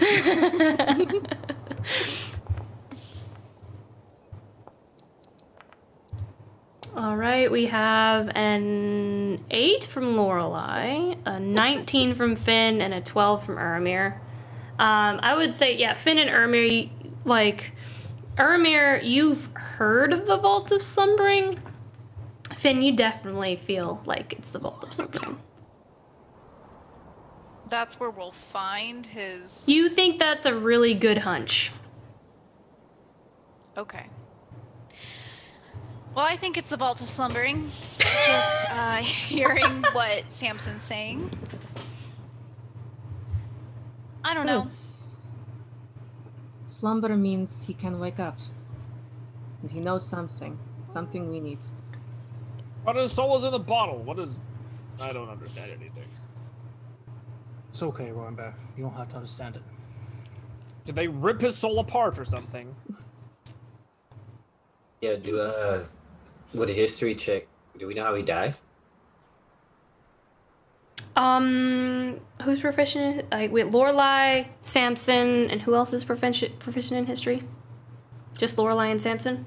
Oh yeah, not me. I can take a wild guess. 18. Am I rolling? Okay. Yeah, you can both roll. 24. 24. Samson, you know that he basically disappeared. And of course you know that as well, Lorelei. The story goes that he was Vera's greatest champion. And God, I feel like I sound like Avatar now. Like, when the world needed him most, he disappeared. You know? He vanished. He vanished without a trace. But he did disappear. And there's lore that he loved the Lady Vera. That he legitimately was in love with her. That his devotion was so strong that he was in love with her. And that the rest for you, Lorelei, based on your role, that love and devotion consumed him and made him lose sight of things that were important in his life, where that was the only sole thing he could see. Oh, he got put in timeout. Make glass for 1,000 years, it'll get better. There's lots of rumors as to what happened to him because it's like a disappearance type thing. There's lots of rumors of things that could have happened, that he was killed in a great battle, or he drank his life away, or like the Lady Vera stopped talking to him and he basically drank his life away, or he died of a broken heart. I mean, there's so many theories as to what has happened, but no one knows. No one knows what happened. That's the thing. No one knows what happened to him. There's only theories as to what happened to him.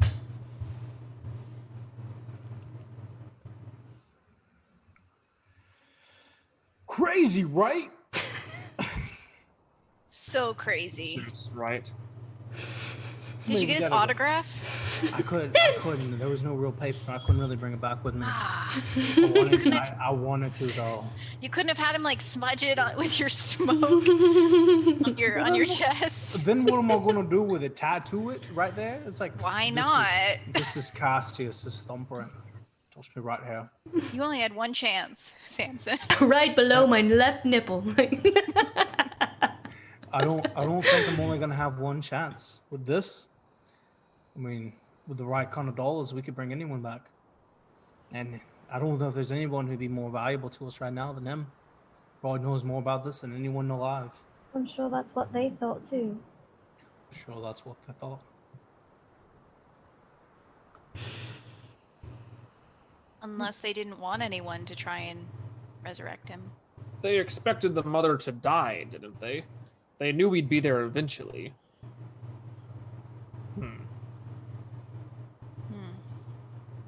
I don't know if I thought like that, man. I'm surprised you're not. Finnalai, with your passive insight, I would say that you can easily kind of ascertain that there is a hunch there that it may have been a motive for the court to use his soul to bring another 7 onto the material plane.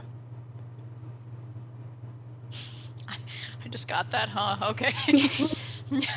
I mean, you have really, really, really high passive insight. Yeah. He's a smart boy. What if they had some alternative plans for Cassius? What if they were trying to bring some kind of malignant 7th force through him?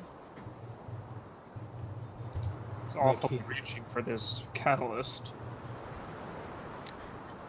I mean, maybe, but they had bad intentions from the beginning. Why would they want to bring him back for the same reasons we would?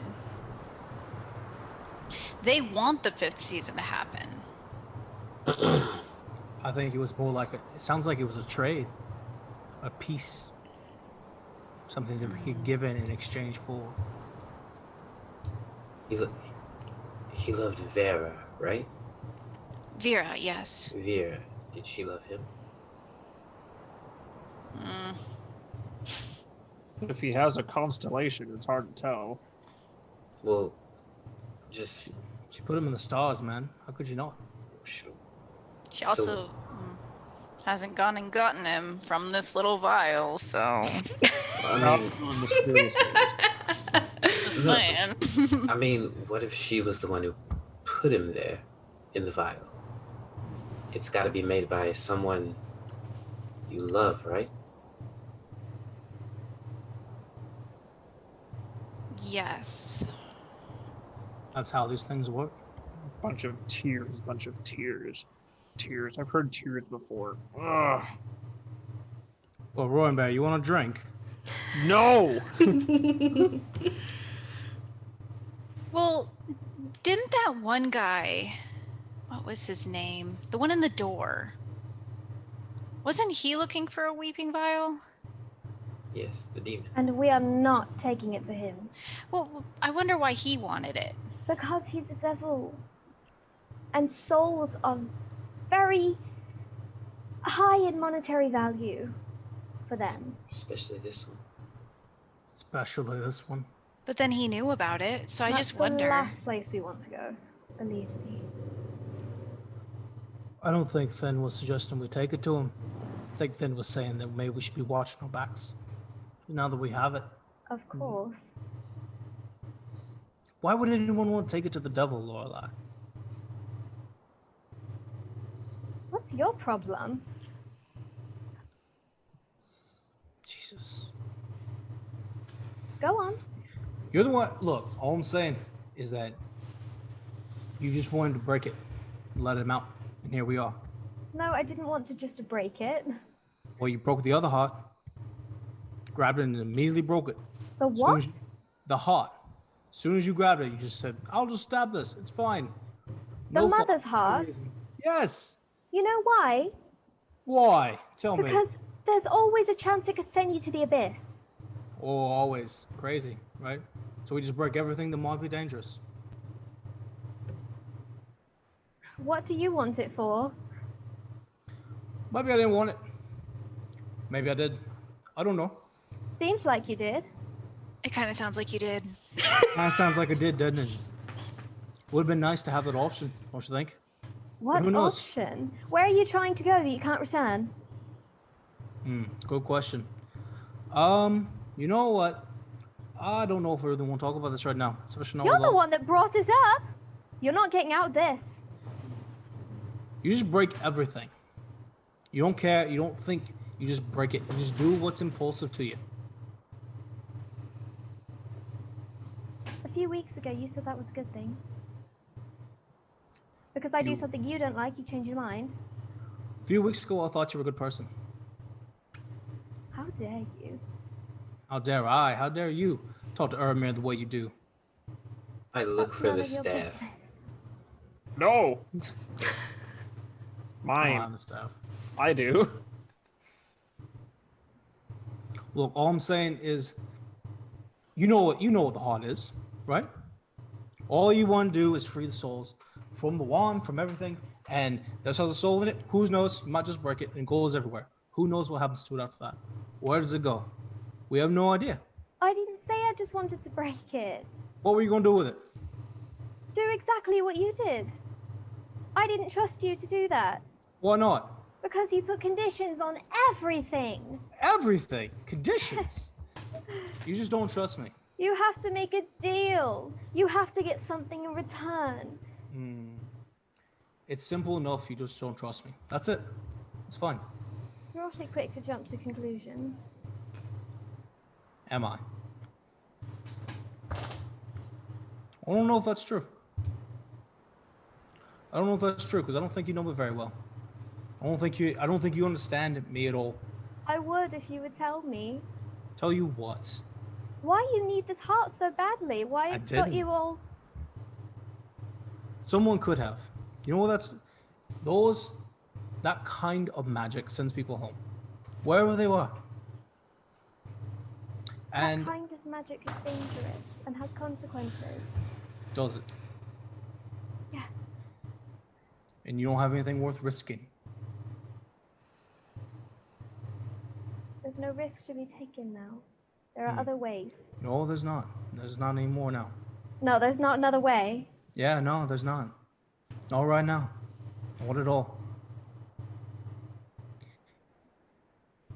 This, I just like shirt off. Like, this is not normal. I'm not from here. I think you all can see that. One day, I'd like to go home, which is not here. It's back elsewhere on another plane. I'm not from here like all of you people. That's fine. And just because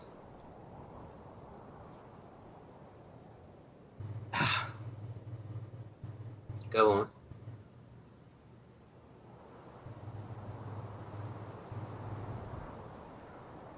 just because you don't understand what home means doesn't mean that other people don't, Lorelei.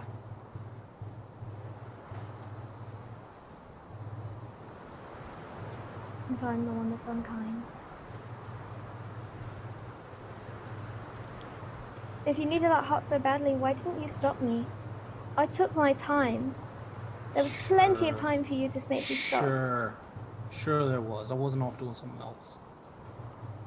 Fine. Second, you just raise up. It's fine. It's over and done.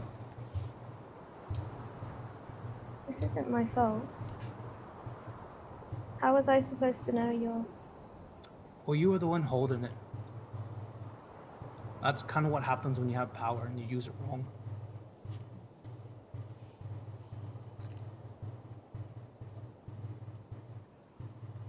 I take the weeping vial and put it back in my pocket. You've gone absolutely berserk.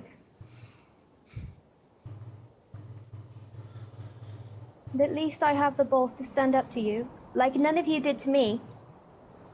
I took care of that problem myself. I got myself uncursed. And none of you said a word about what an idiot I was being towards Eramir. Honestly.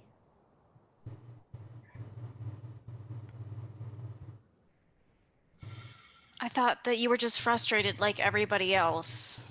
But it's not right for me to treat him that way. Of course it's not, but... And it's not right for Samson to talk to me this way. Do we care about each other at all? Or you just want to go home? Lorelei, he has kind of slightly, a little bit of a point. We can't just take things and break them because we think it might be dangerous. I should have broken the plate Uramir has We tried to do that multiple times. Okay.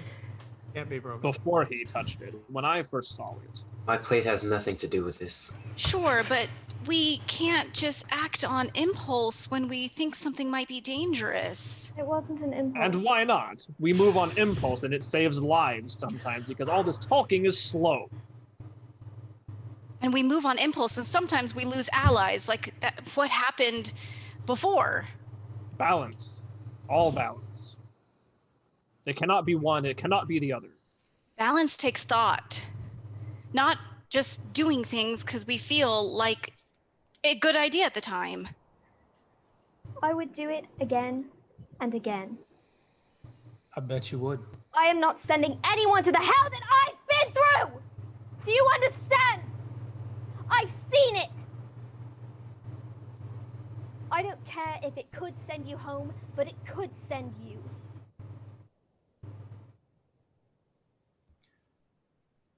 Where you... a place you've never imagined. I'm so thankful that you got to make that decision for me. My fate. You're welcome. She's off. Thanks.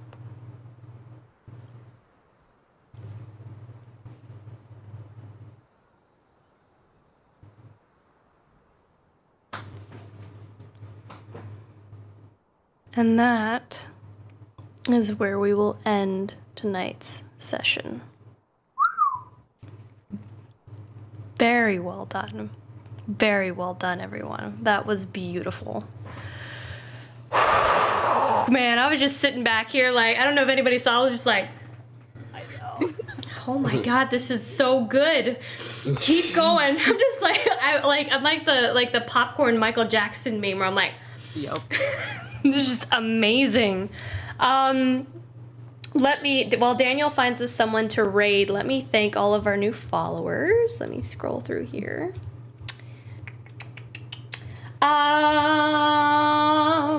Thank you, JP Lucius, for the resub.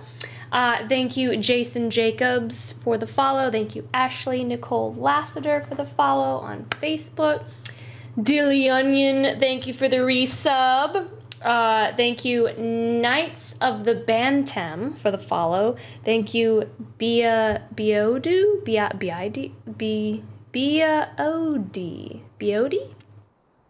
for the follow. And thank you, End Capitalism, for the follow as well. Thank you all so much for End Capitalism. Settle.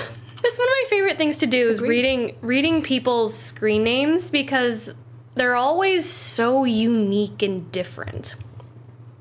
So thank you for the subs and the follows. If you enjoy our show, please consider subscribing to our channel or supporting us on Patreon.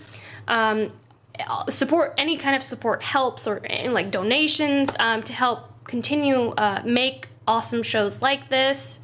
And our Twitch subscribers get awesome emotes that I drew all myself. So yeah, you get all that awesome stuff. You get access to our Discord channel. We have some other shows on our channel that we do. We have Iron Valor on Wednesday, and we're actually going through a Rime of the Frost Maiden campaign right now. That we just started. Tuesday, which is tomorrow, we have our Twisted Veil campaign, which is a Through the Breach Malifaux campaign. It's not D&D, it's very different. And then on Fridays, we have our Short Rest show, where we just chill, relax, and just try to take a breather from our very busy week. Again, we have our charity live stream coming up on the 18th. It's going to be lots of fun, lots of crazy, comedy, and me being a bunch of crazy NPCs. They're all goofy and weird. But yeah, please join us and help us with the Center of Suicide Awareness and supporting them this holiday. Thank you all so much for joining us this evening. Who are we rating, Daniel? I put it in the Twitch chat. I see it, Samson. Thank you. Right.